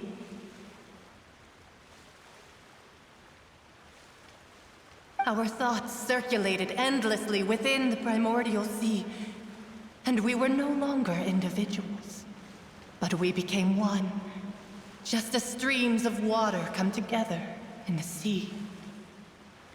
I'm Cressy. I'm Lemony. I'm Azine.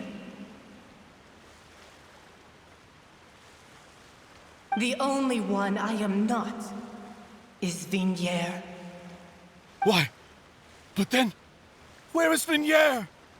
She doesn't want to see you anymore. Every tendril of her consciousness is avoiding you. This is what you get for your selfishness. Your selfishness robbed us of our lives and our futures. You said time and time again that you'd do any and everything for her. But did you ever consider whether she'd want to see you do the things that you did?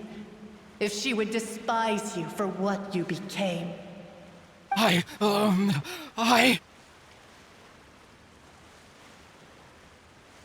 You are a liar, a heartless murderer, and a cowardly narcissist.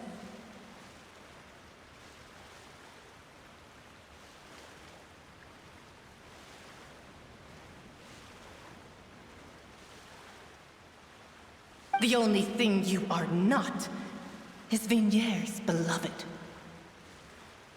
From the moment your first victim died and her consciousness merged with Vignier's, she has had nothing but pure hatred for you.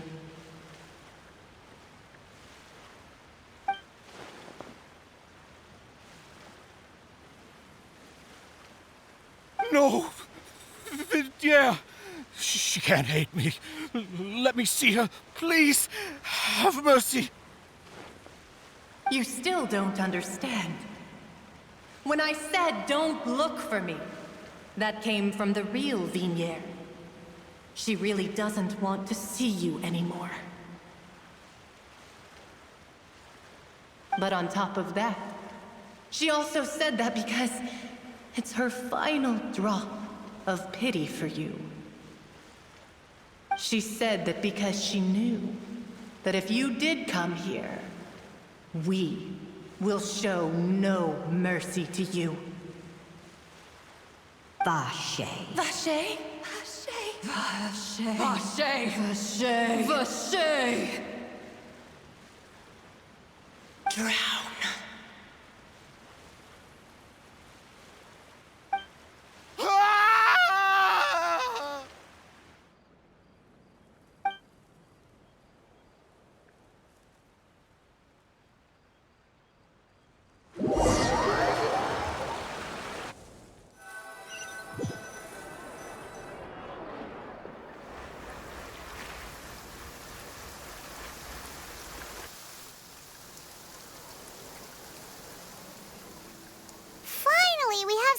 To do shopping. Gosh, it's really been a long time since we've been able to relax.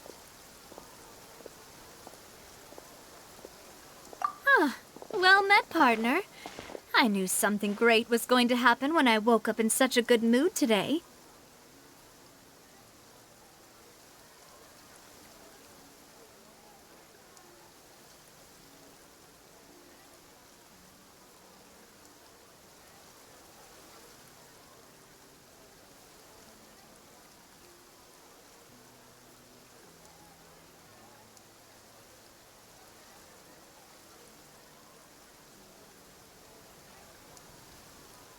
Even this weather can't put a damper on the demoiselle's mood.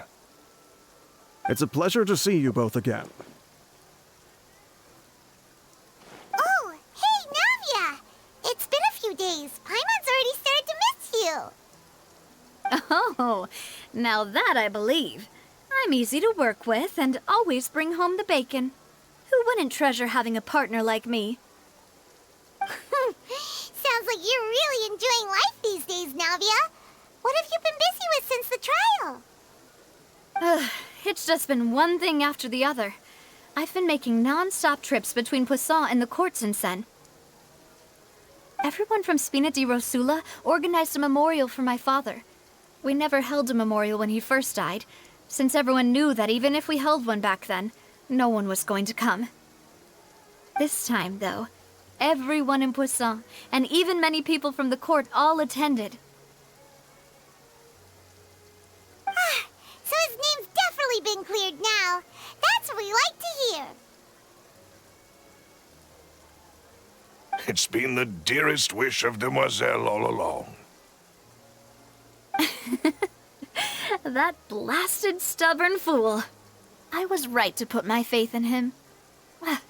I'm so glad I didn't give up on the case all those years ago.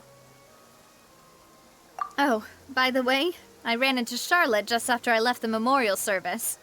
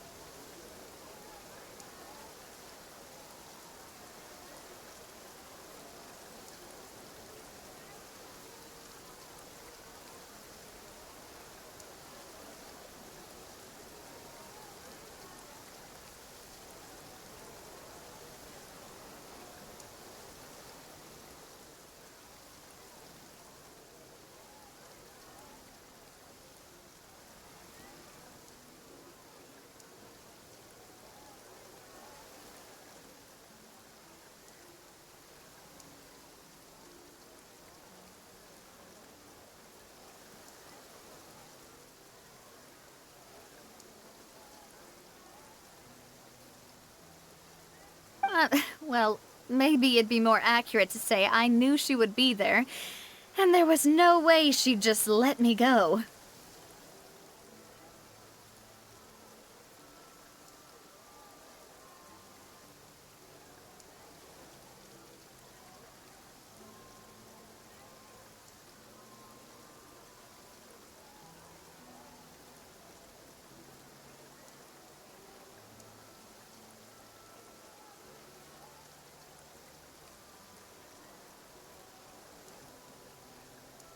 Huh? So you know Charlotte too? The Charlotte? Journalist from the Steambird? Yeah, way back when I first became the president of the Spina di Rosula, she was all over me. Wouldn't take no for an answer. I believe the story was called The True Heart of Darkness, Secret Tales of the Yellow Rose.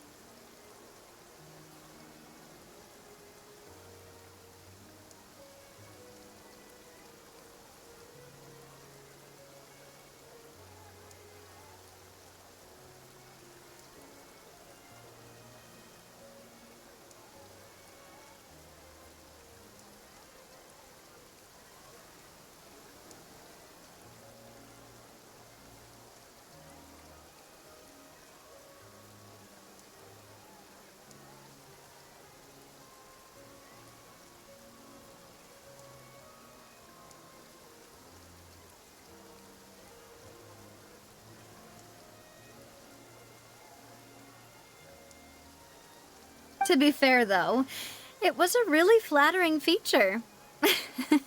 So, we've been on pretty good terms ever since.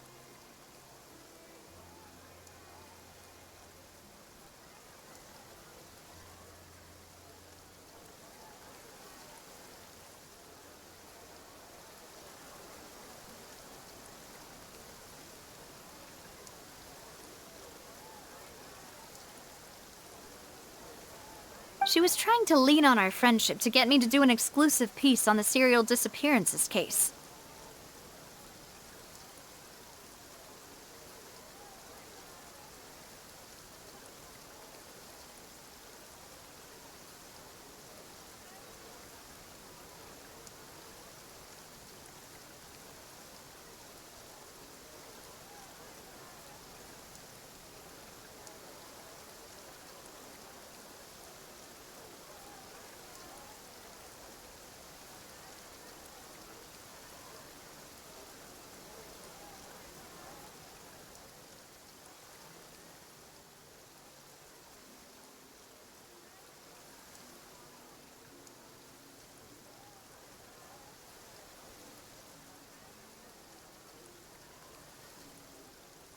yeah. She told us about that. She's always been super interested in that case, so now her wish has finally come true, too.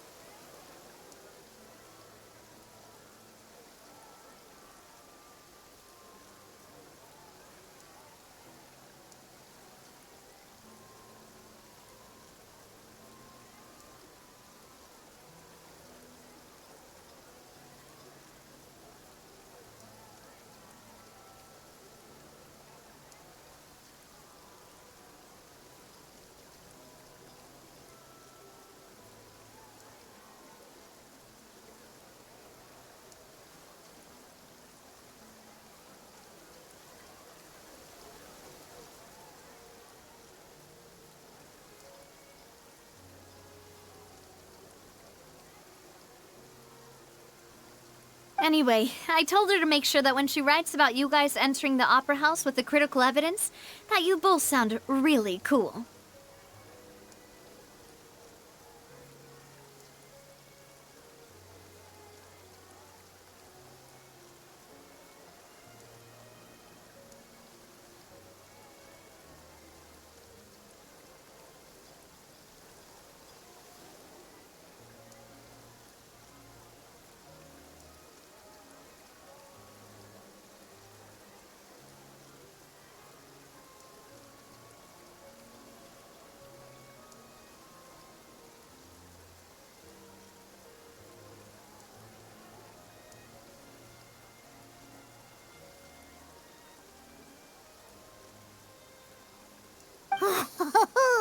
Now that's another thing to look forward to. We trust Charlotte's skills with a pen for sure. Oh, and in other news, I also took Clarand out for a meal. Oh, are you two on better terms now? While you were investigating Vache's headquarters, Clarand gave testimony on my father's behalf. It was thanks to her that we were able to turn the tide. I wanted to thank her. I mean, there's also no point in being awkward all the time, so we took the chance to reconcile with each other.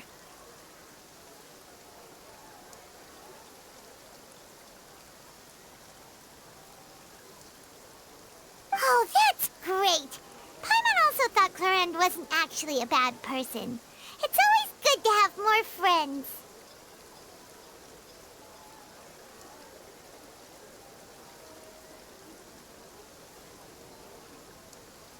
Anyway, now that the case has finally been solved, perhaps it will slowly begin to fade from the public consciousness. Oh, actually, there's still one last thing I need to do.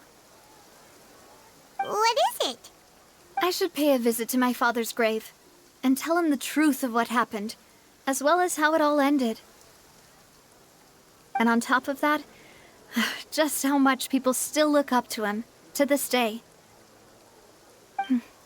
That is... Miss Navia. Indeed. We want to go too! We also think Callus is a really admirable person. Sure thing. I'd like you two to share the moment with me. After all, without you, there might not have been such a positive ending. And in that case, everyone, let's be off. Considering the recent weather, we'll be lucky if we can reach Poisson before dark. Yeah, you're right. It's been raining non-stop for a few days now.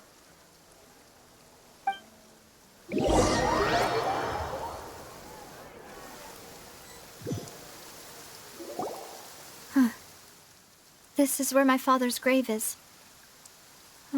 To be perfectly honest, even I haven't been back here for a long time. Huh? There's someone there already. Wait. That figure. It can't be... Isn't that Nervalette? Why would the Chief Justice be here? Huh? Navia?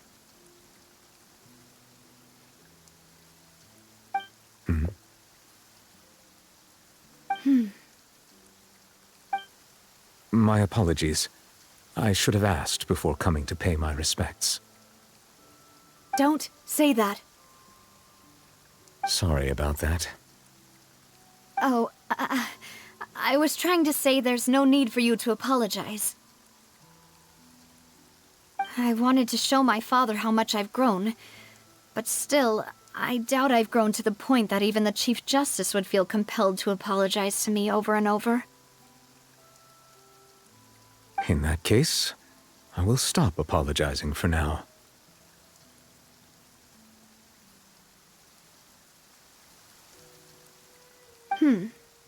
You really could use some pointers on understanding human emotions, Monsieur Neuvillette. In any case, why did you come to Poisson? Well, ever since that day, I've been turning a question over and over in my head. Just what is justice, anyway? There was once a time when I didn't want to believe that there could be anything more important to humans than life itself. Oh, rather than that, it's probably more truthful to say I didn't believe humans were capable of resisting the most basic instinct of living things. That they could rebel against their own nature, or consider certain things to be more important than their own lives. Which is also why I didn't stop your father from beginning that fateful duel. I believed that a truly innocent man would never throw away his life like that. That there was nothing, should have been nothing more important than one's own continued survival. But Mr. Callus proved me utterly and decisively wrong. If not for his sacrifice, the serial disappearances case would have remained unsolved to this day. Mr. Callus made the choice he did for his daughter, for his associates, and for many people completely unrelated to him. And in the end, from a certain perspective, one could say that he did it all for the sake of justice.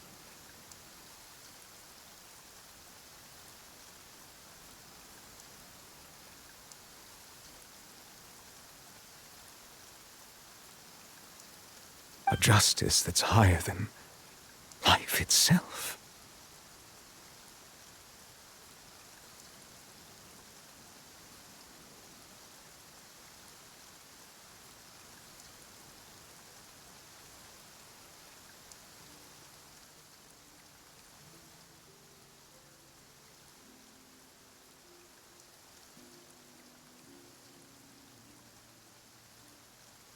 So, you asked me why I came here.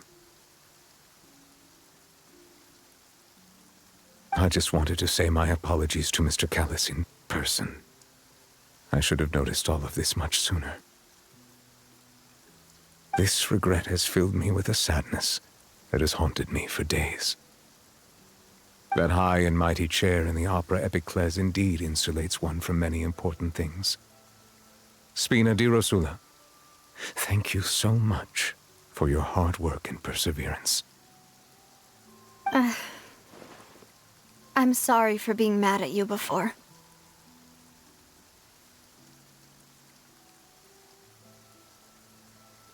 So, you're actually one of those types that's cold on the outside, but pretty thoughtful on the inside, huh? That reminds me of Silver, one of my guys. Sorry about that.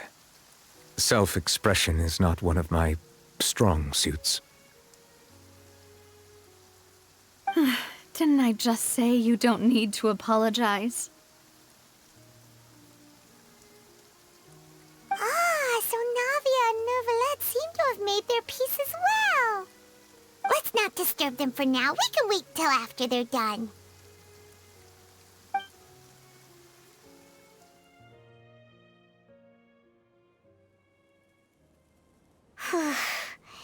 Paimon's never paid respects at someone's grave before. Did Paimon do anything rude there? Huh? Oh, Paimon didn't know that was a thing. But Paimon doesn't know what she would do if she can't fly. Oh no. Paimon hopes Miss Navia won't be too mad. Anyway, Neuvillette is still standing around there. It's not often that we can catch him alone like this, so why don't we go talk to him for a bit? If we can't talk to Lady Farina, we can at least talk to him, right?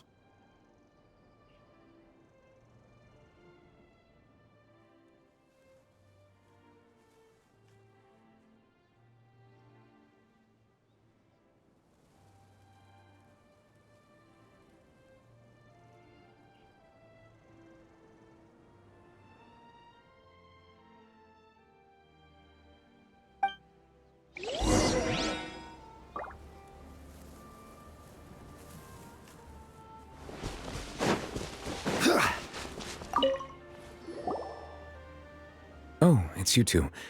Did Miss Navia invite you to come pay your respects to her father?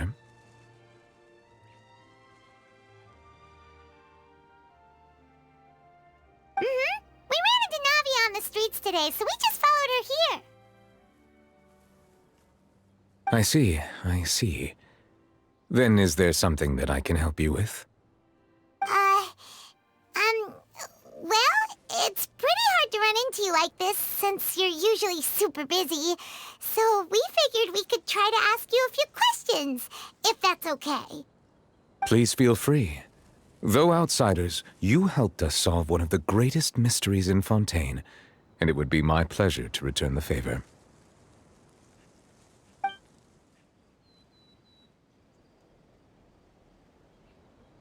So, at court, the bad guys referred to that special water as water from the primordial sea, but what is it really? Truthfully, that name is already quite accurate. I can only surmise that Vacher and his ilk only learned of its nature and existence after extensive research. There used to be a special sea on the surface of this planet. The nature of its seawater was rather different from that of the sea we know today. Most of Tevat's life forms were first born in that special sea. You could say it nurtured much of the life on this planet. Huh. So it really was where everything began. It makes sense to call it primordial then. But today, the primordial sea no longer exists on the planet's surface. What Vacher discovered must have been some kind of special case, or a remnant from a truly ancient age. Huh. So that's how it is. Oh, you really know everything, Monsieur Neuvillette. But if that's the case, then why would people, at least people from Fontaine, dissolve in that kind of water? Indeed. Why would the primordial sea, which was known to engender and nurture life, suddenly reverse itself and devour life instead? To be frank, that also doesn't match my understanding of this world and its laws. There must still be some unknown secrets around the people of this land.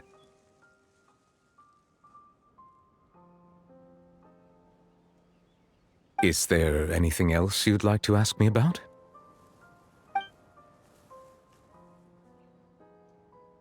That the sea levels will rise and everyone will be dissolved in water, leaving Farina crying alone on her throne, but the sins of the people will be finally washed away for good.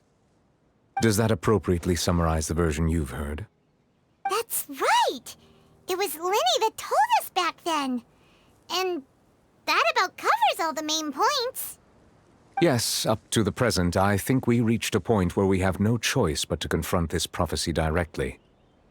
Rumors have it that this prophecy is rooted in the last words the former Hydro Archon left to the world before she passed away. A prophecy? Of the former Hydro Archon? Wow. This is the first time that we've ever heard of it. Two parts of the prophecy have already proven correct. The rising sea levels and the ability of the people of Fontaine to be dissolved. We should be more vigilant and stay on the watch for further signs. Speaking of the prophecy, Farina has also always taken it quite seriously.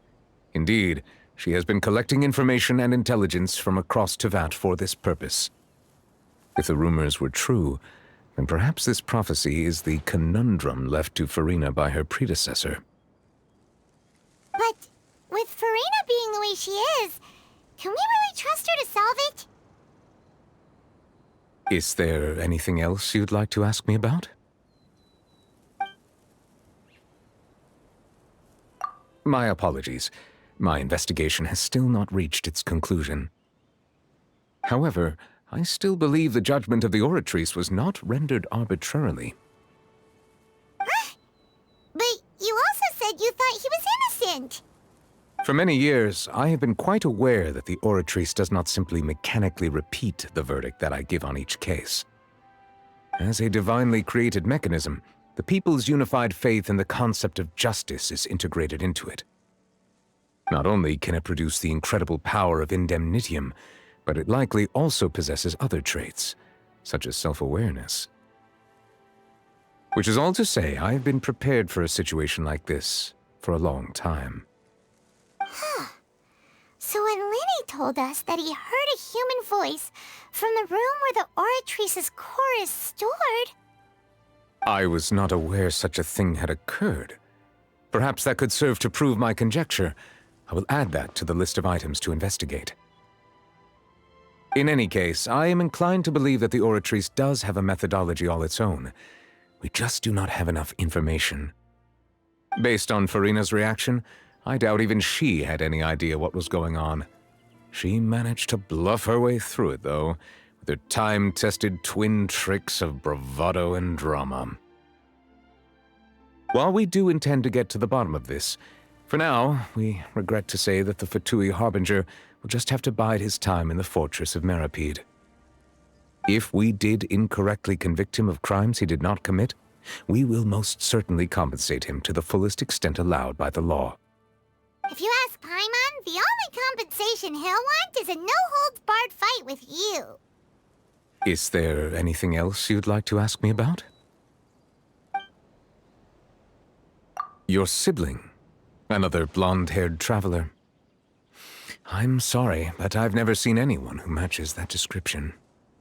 If he ever stepped foot in Fontaine, I'm sure he followed our laws to the letter, and had no reason to appear on the stage of the opera Epicles. Is there anything else you'd like to ask me about?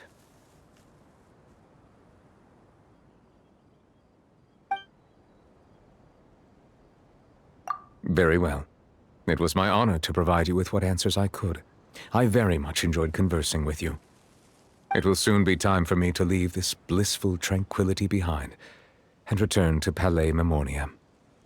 You really are super busy, Monsieur Neuvillette. Paimon thought you only came here to pay your respects today because you had the day off.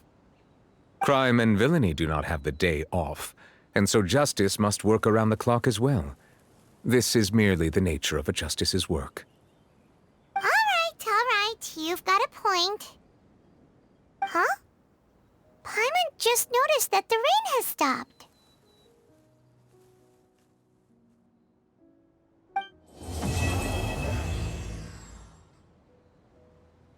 You know, we've been walking around for a while now. Why don't we go back to the Spina di Rosula base in the court of Fontaine and have a rest? Navia said something about having a place ready for us there, didn't she? Come on, let's go! Osmanthus wine tastes the same as I remember.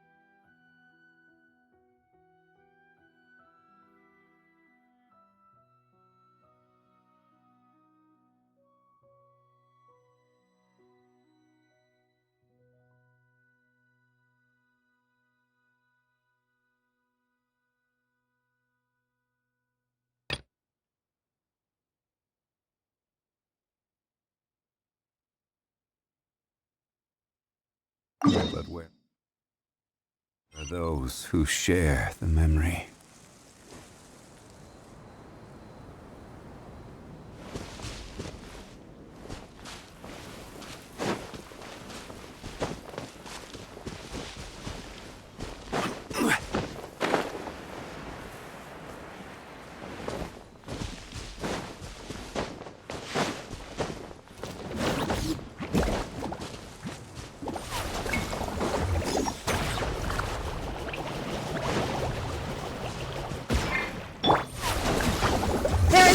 escape!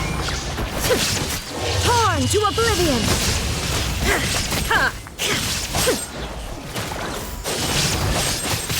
Shine down! This is order!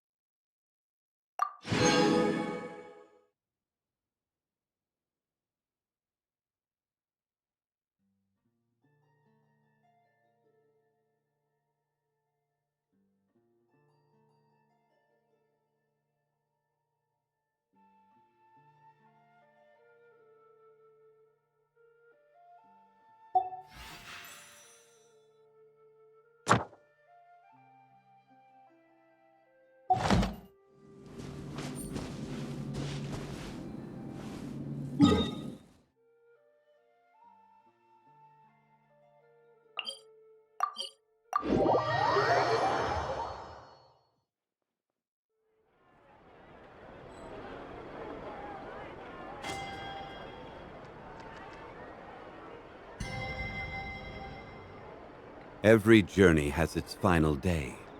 Don't rush.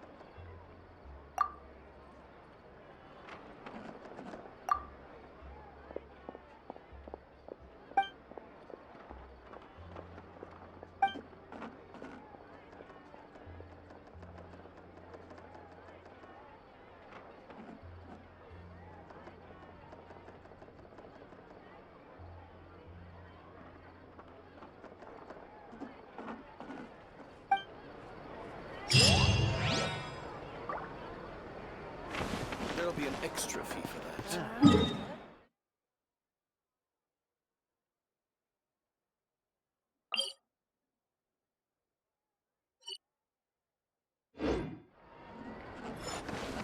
Ad Astra Ab. Thank you for completing today.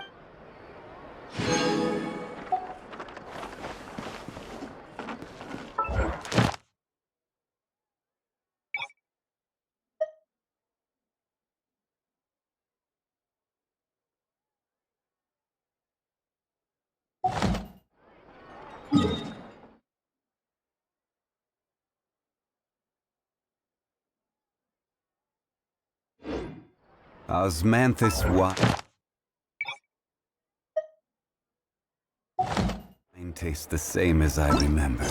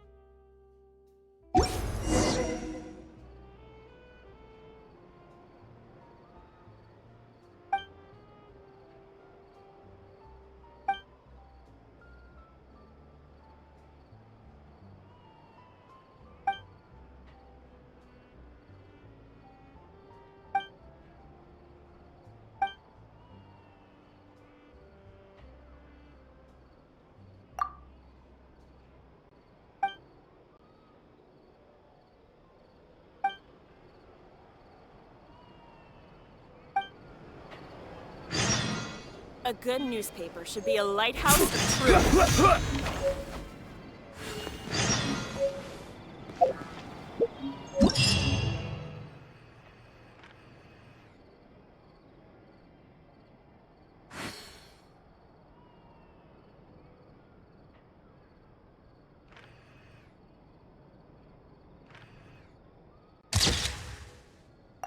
Boats are made for transferring commodities back and forth, and those that come across Lior tend to stay a while.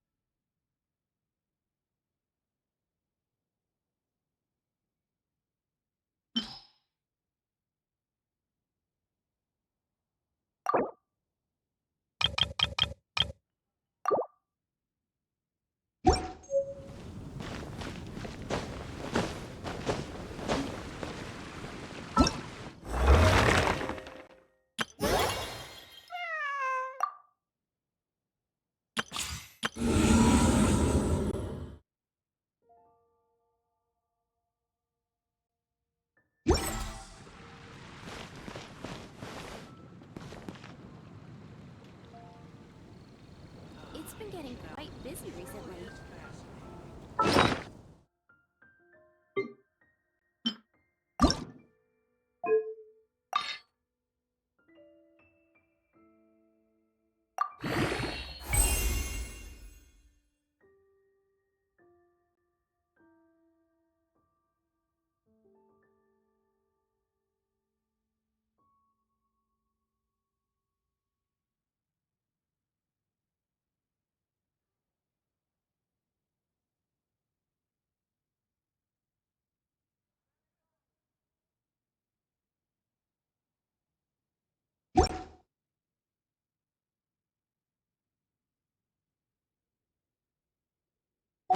Where do you want to go next? If you'd like to see Liyue's tourist spots, I have a few references.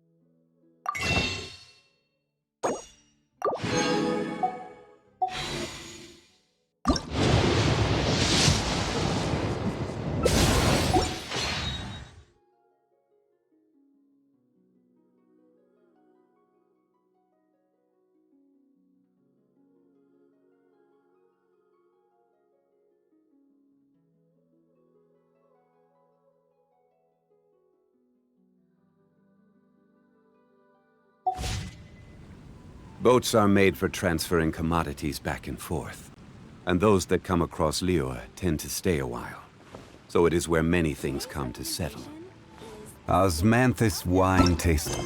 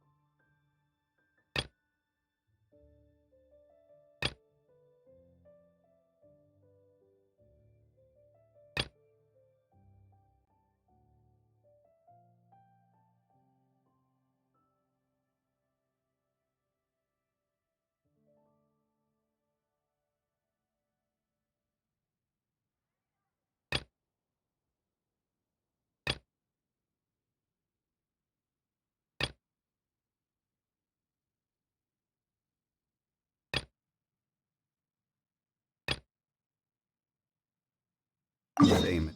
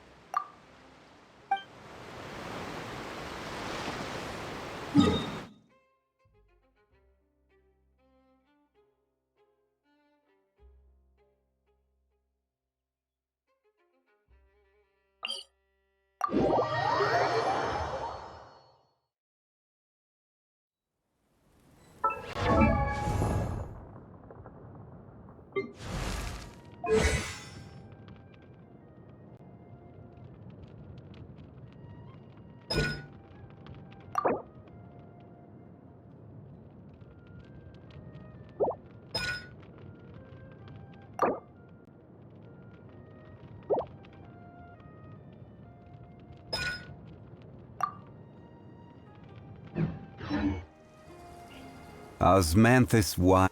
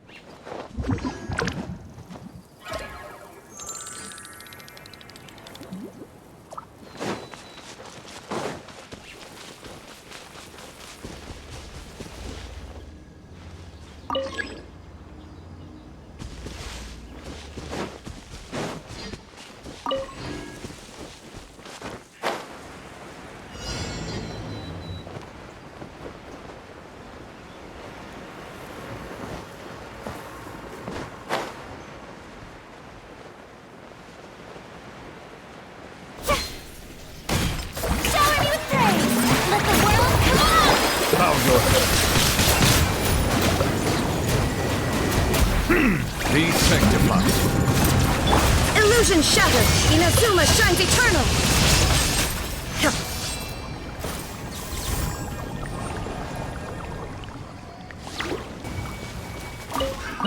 Another test subject. There is no escape!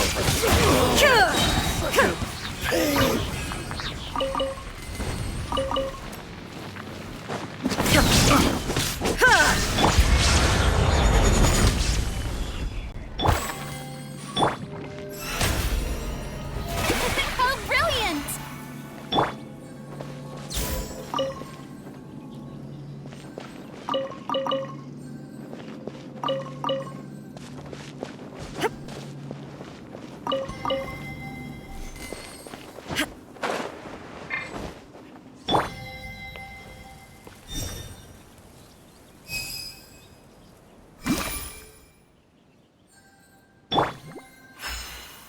The show begins!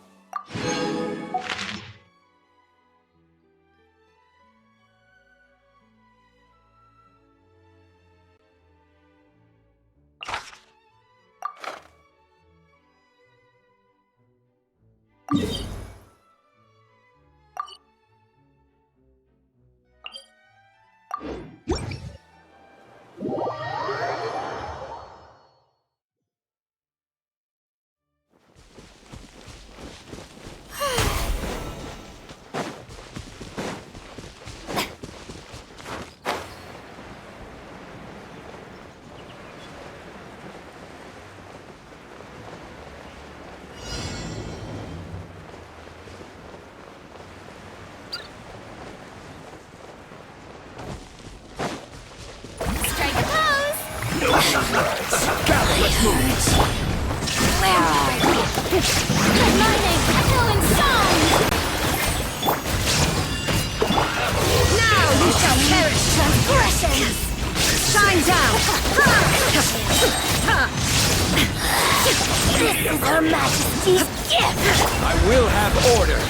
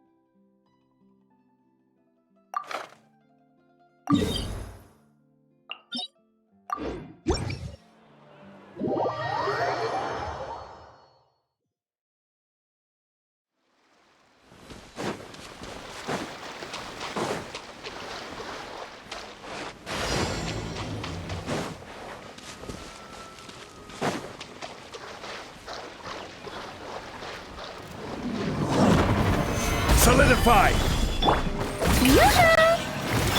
Settle down! Let the mighty be humbled! Time to shine!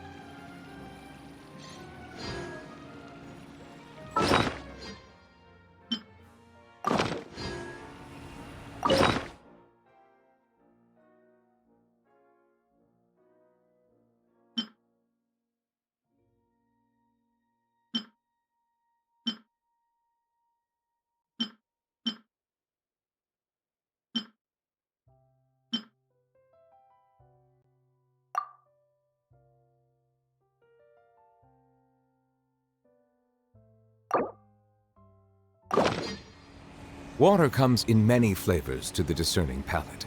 Mondstadt's water is crisp and pure, while water from Liyue has an enduring aftertaste. In Inazuma, the water possesses a depth of flavor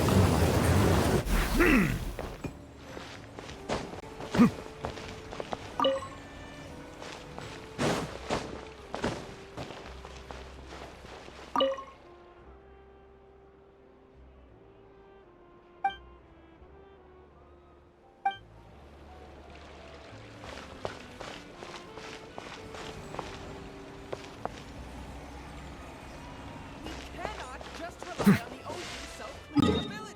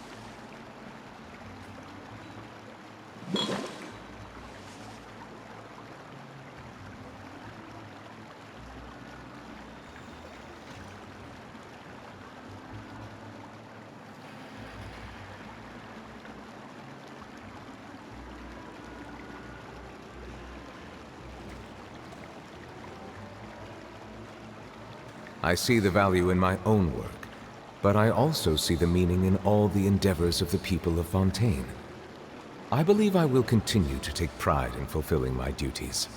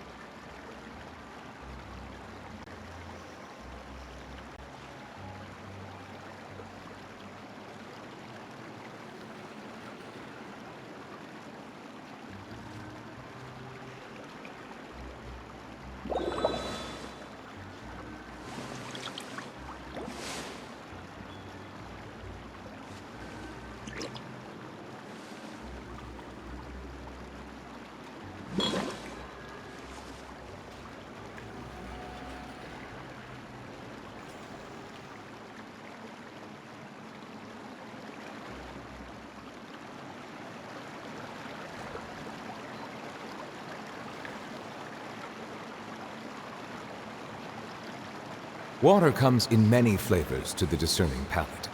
Mondstadt's water is crisp and pure, while water from Liyue has an enduring aftertaste. In Inazuma, the water possesses a depth of flavor unlike any other. Sumeru's water, meanwhile, has a rich and complex flavor profile, but it must be savored patiently to fully appreciate it.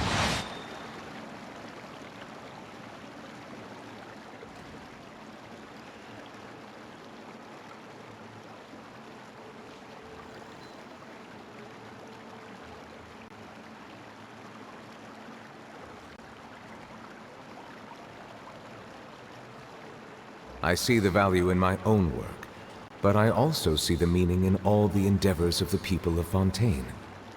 I believe I will continue to take pride in fulfilling my duties.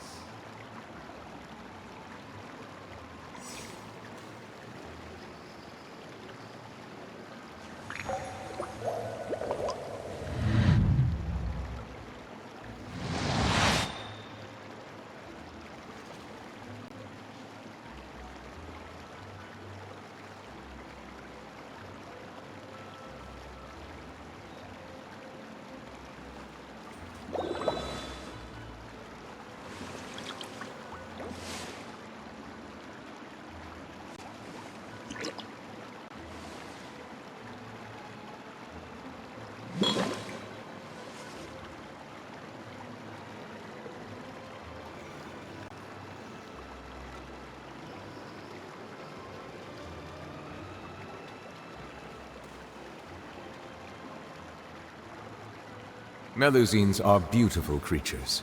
They are the pride of Fontaine.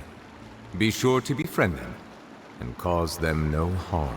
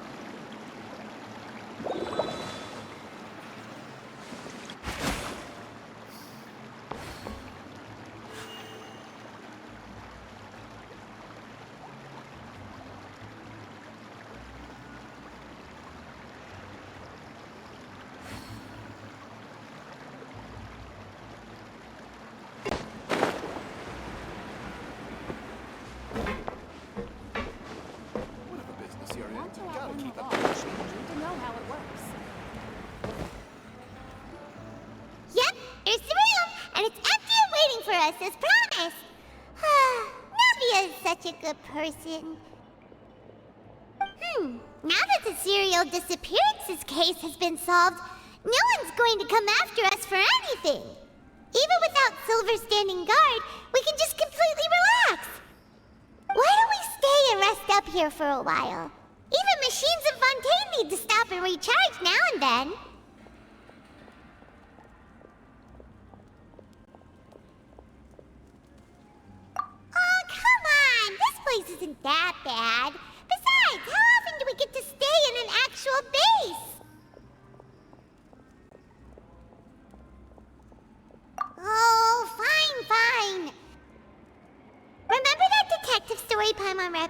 there.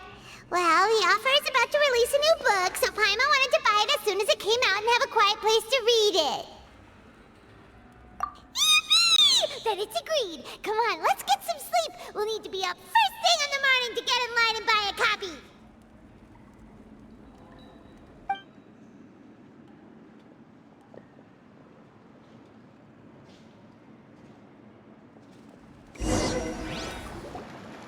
Paimon didn't expect that style at all. Even though it's a detective novel, it's also like a social documentary. Whew. It's actually pretty good. No! Paimon just spends a bit more time sleeping than you, that's all. Excuse me, but do you know if the Traveler and Paimon are lodging here?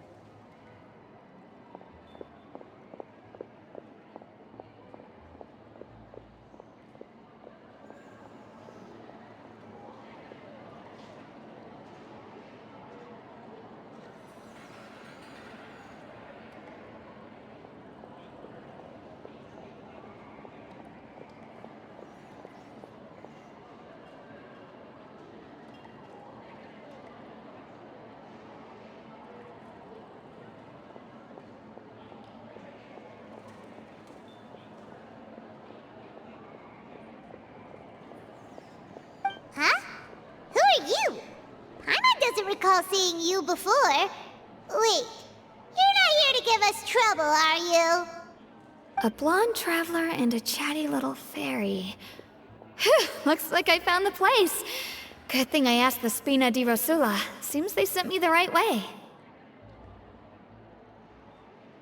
Hey, what do you mean by chatty? Paimon's always careful not to talk too much.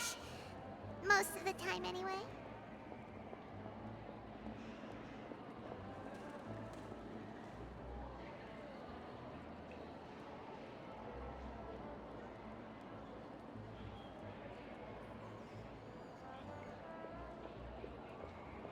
It's an honor to meet you both. I was sent from the Palais Mermonia. Monsieur Neuvillette wishes to see you. It seems he has something important to discuss in person. Neuvillette? He wants to see us again already? Huh. We talked so much the last time we met. Has something happened since then? I am not privy to the details. It would be best if you came to the Palais Mermonia and asked Monsieur Neuvillette in person. If you say so, but Paimon has a bad feeling about this. Now that I've delivered the message, I'll take my leave.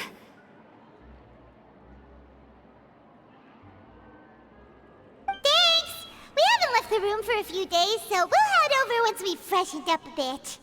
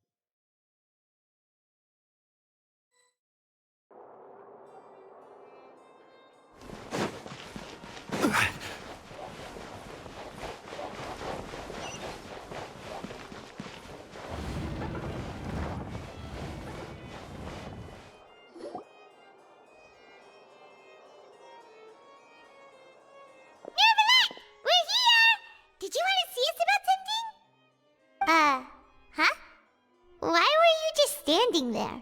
You daydreaming or thinking something over? Yes, I did send someone to fetch you. But as for what I'd like to discuss next, well, I still have some reservations. Given that we've already made the trip here, you should just tell us. Bet you need us to help you with something, right? I do indeed have something I'd like to ask you to do. However, you should wait until after I tell you the details, then decide for yourselves whether you'd like to help or not. The situation is this. If I'm understanding you correctly, the Snezhnayan Harbinger known as the Knave has essentially requested a diplomatic meeting with you, correct? I heard that she was originally from Fontaine, but for her to suddenly arrive here and abruptly request such a meeting like this, I sincerely advise you to refuse her invitation outright. I'm sure you're aware that her purpose is most likely related to Child's recent predicament. We convicted one of the Snezhnayan Harbingers in a court of law, but we have yet to provide any form of detailed report on the matter. This does indeed provide an opportunity for Snezhnaya to put pressure on us. I believe we should adopt an evasive stance until we can provide a proper explanation and have a preliminary plan on how to deal with the matter. No, we shouldn't. I think we should agree to the meeting. Oh? Well, you see, we are the ones that owe an explanation. If we keep putting off the meeting, it could easily result in the problem escalating, right? It's like a fight between two friends. If they don't agree to see each other and talk in person, isn't it possible that the friendship could end entirely? Though diplomatic relations between Fontaine and Snezhnaya could be considered as friendly, it is only superficially so. You wouldn't go so far as to say that our nations are friends, as you did in your example. It was just an analogy. An analogy, okay? Moreover, even if we were to talk in person, if we don't have sufficient information prepared, it is quite possible the result wouldn't be restored relations, but a complete falling out. I don't think we should overthink those possibilities yet. Even if the logic of the divine is not immediately apparent, its wisdom will only be revealed with time. Besides, you'll be at the meeting. If any problems do pop up, you'll have no problem navigating them. I must clarify that interacting and communicating with people outside of court is not my cup of tea. It seems you think too much of me. But more importantly, when did I agree to join the meeting with you? You mean you won't come? No, that won't do. I can't go to the meeting alone. You have to accompany me. I must take you with me. Lady Farina, could there be something else regarding this matter that is being kept from me? No, not at all. Look, I am the Hydro-Archon of Fontaine, Focalor, the god of justice who is loved and adored by many. So I only hope that justice will be served in this matter. Don't overthink it. I'll go find someone to arrange the meeting.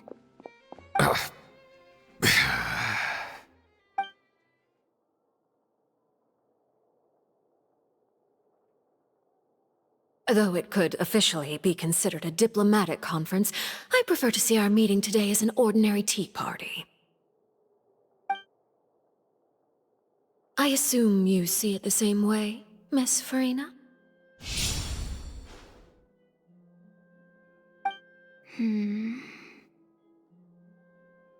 Lady Farina? Yes, that's right. Just like you said, a tea party. I should thank you for providing the pastries. They look delectable. To make this tea party even more lively, I've invited someone else to join us today. It's a pleasure to meet you, Monsieur Neuvillette. I was born in Fontaine, so naturally, there's no need to introduce the nation's revered Iudex to me. Hello. The pleasure is also mine. First, I would like to thank the two of you. I'm often away on business outside of Fontaine, and I'm told that the children of the House of the Hearth have been well taken care of by you. Oh, I'm not referring to when my children, Linny and Lynette, were falsely accused by you. Please don't misunderstand. The children of the House of the Hearth are often misunderstood, perhaps due to the reputation of the Fatui. There's no getting around that. All I meant to say is that Fontaine has been stable in recent years. The people are well off and the children lead happy, fulfilled lives. That is something truly worth cherishing, and no one wishes to disrupt such peace. Now then, you have come regarding the matter of child, correct? Well, yes. It appears the ever-busy Iudex Neuvillette doesn't wish to waste time with diplomatic pleasantries, and hopes that we can get straight to the point of our talk. Yes, as you surmised, understanding child's situation is indeed one of the goals of this trip. As we are both diplomats from Snezhnaya as well as Fatui harbingers, Child and I have always been colleagues. Were anything to happen in Fontaine, each of us would serve as the other's attorney to resolve the issue. So now, in my capacity as his attorney, I request that Child be turned over to Snezhnaya. We have a responsibility to cooperate with Fontaine and resolve what has happened to him together. The rules governing attorneys only apply before a trial has concluded. Since a verdict has already been rendered, we see the case as settled. I apologize for being unable to grant your request. An outright refusal. Very well. I respect all the rules of Fontaine's courts, just as I respect you as Chief Justice. Okay, why don't we back up a step? You don't need to transfer Child to us. I only request to enter the fortress of Meripede to see Child and confirm his condition. It's not like you couldn't even manage to fulfill a simple request like that. Right, Miss Farina? About that.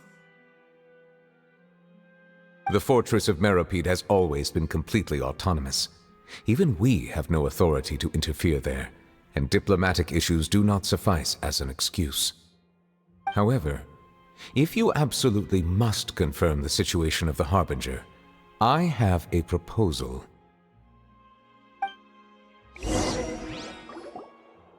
The knave showed up already? Well, Linny did say that Father will be returning soon. We didn't even know that Linny was from the House of the Hearth at the time, so we kinda overlooked that information.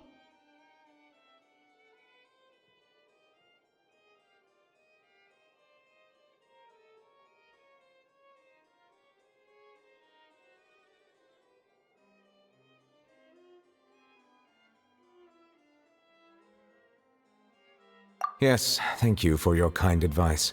I'm well aware of the situation. I also noticed that Lady Farina acts a little odd and unnatural whenever I bring up matters related to the knave. Could the knave be threatening Lady Farina or something? If that were the case, then why wouldn't Lady Farina inform me? And what means could the knave possibly have to twist the arm of an Archon?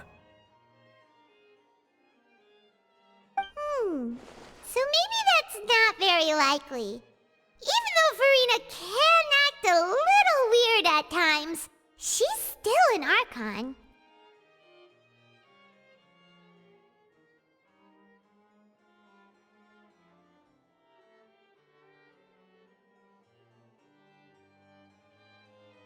In reality, this problem is even more thorny than it appears.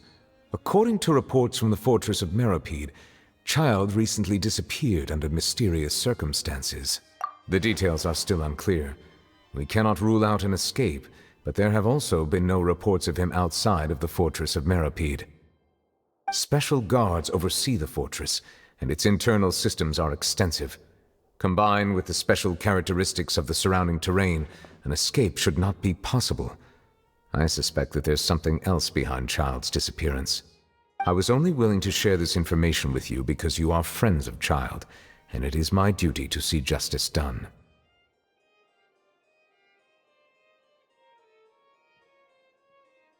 So this is what you wanted to see us about before. Yes. I would like you to go to the Fortress of Meropide and investigate Child's disappearance.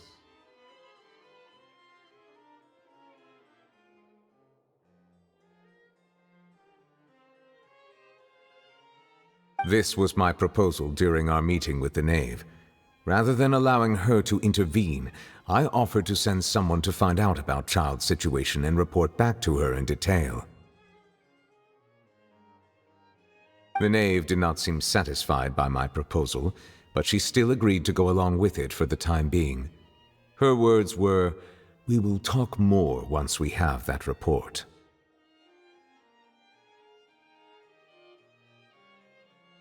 So that means we bought ourselves some time. Firstly, you're already acquainted with Child. Your eyes may discern relevant details there that others would miss. And secondly, is the consideration of the unique nature of the Fortress of Meropide. Isn't it just Fontaine's prison? I would not define it so crudely. The Fortress of Meropide is not affiliated with the court system of Fontaine on paper. It has always existed as an autonomous entity. Early in Fontaine's history, criminals were punished with exile, not imprisonment. Even today, sentences against convicted criminals still include exile, just as the Fortress of Meropide may seem like a prison, but it should in fact be regarded as a gathering place for exiles. All we do is dispatch guards to keep watch and help maintain security, but we have no right to get involved with any other matters. Although I do have a personal relationship with the administrator there, neither myself nor the courts have the right to be directly involved with the investigation, no matter how serious the grounds. Oh, Paimon gets it now. That's why you need us to conduct our own investigation as a third party, right? Correct. I will arrange false charges against you so that you may secretly investigate inside the fortress during your detention. This will save us a lot of unnecessary trouble. So, are you two willing to accept my proposal? Yeah, no matter how you look at it, it seems we're the best choice. Alright, we hereby accept this difficult task. Reluctantly. You two have my sincere thanks. This matter is of critical importance to Fontaine's current situation. Also, I hope that both of you can keep this operation a secret.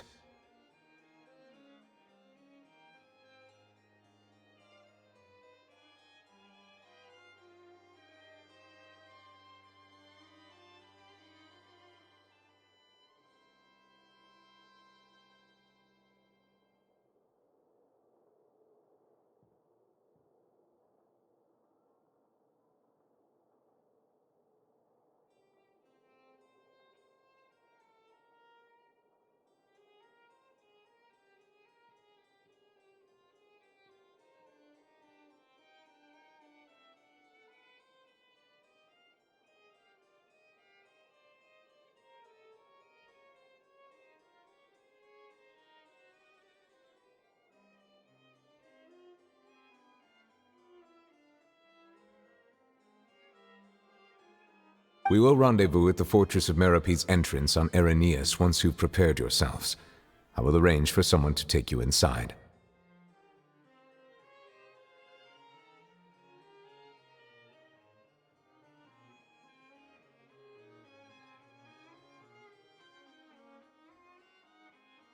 Prepared ourselves? Is there something we need to prepare? Perhaps you could enjoy a good meal and have a nice bath.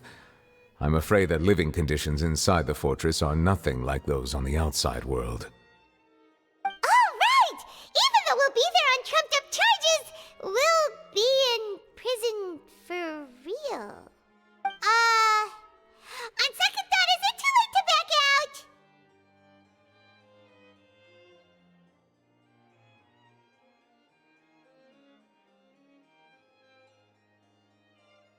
Please do not worry. Since you are sacrificing both your time and quality of life for the sake of delivering this report, you will be compensated according to the highest standards permitted to legal staff, regardless of the outcome. Now that's more like it! Come on, Traveler, let's go eat the best meal we can find! We'll eat so much that we won't need to eat another meal for a whole month! Your treat! Are you leaving now? In that case, please take this cake as a token of my personal gratitude.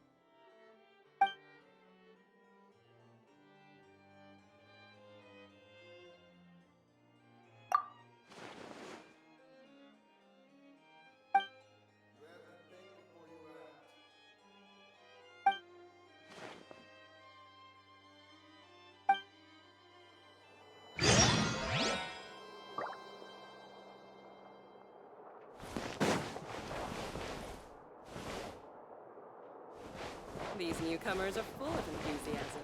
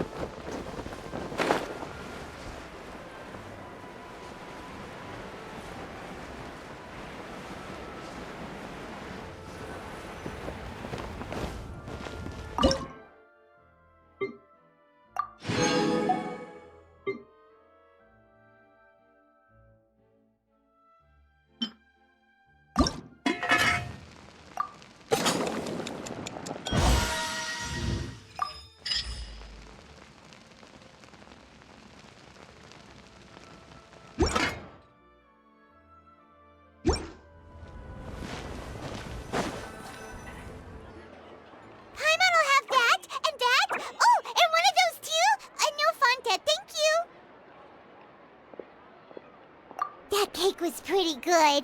But as soon as Paimon remembered that we were about to go to prison, Paimon's stomach suddenly became completely empty.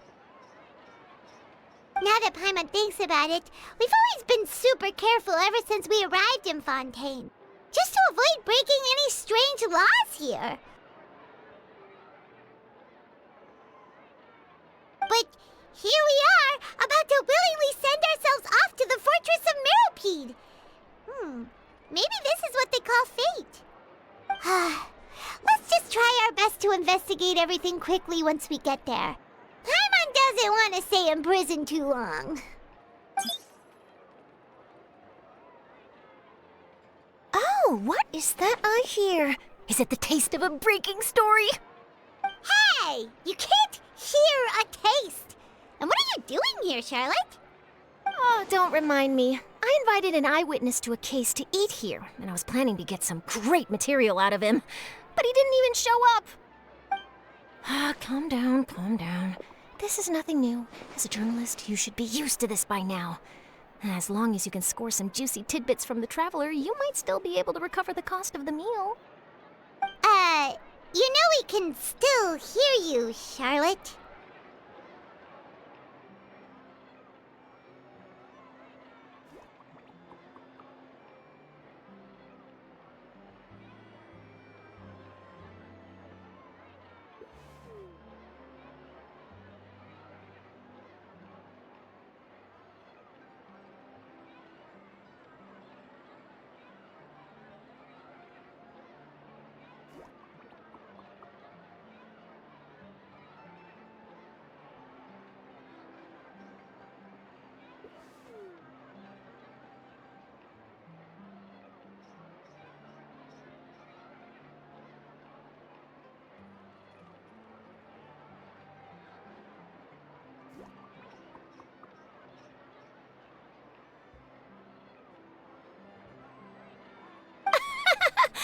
Never mind. It's nothing. I just heard you mention the Fortress of Meropide. You didn't commit a crime, did you? Please tell me all about it. No way! We would never! We're just going there to... Oh no, Paimon almost forgot that Neuvillette told us to keep it a secret! Huh? You're being arrested for that? Oh. But now that I think about it, I suppose that's not completely unreasonable. That's pretty despicable, almost as offensive as committing theft. You mean Paimon really did something that serious? Sorry, Paimon really messed up. Well, in that case, it's nothing particularly newsworthy after all. Oh, how disappointing. All right, there's still a chance. Since you're going to be at the Fortress of Meropide, would you be willing to help me gather some material for a story? About that, Paimon doesn't think we'll have any time. Oh, it's nothing difficult. All you have to do is think of a way to get some time face-to-face with the warden of the fortress. He was awarded the honorary title of Duke in Fontaine. Sounds really cool, huh? Only those who have made significant contributions to the nation have been conferred this title. It's incredibly rare. On top of that, the Fortress of Meropide has never been under the jurisdiction of the courts. Practically nobody, including journalists like me, knows anything about the person in charge there. Oh, if I could write an exclusive article about him, I bet it would sell a boatload of papers. You make it sound easy, but it really depends. Of course, I wouldn't ask you to do it for free, so this meal is on me. All right, you got a deal. We'll do anything you want. Then it's settled. The food should be here any second, right? Huh? Wait, just how much did you order?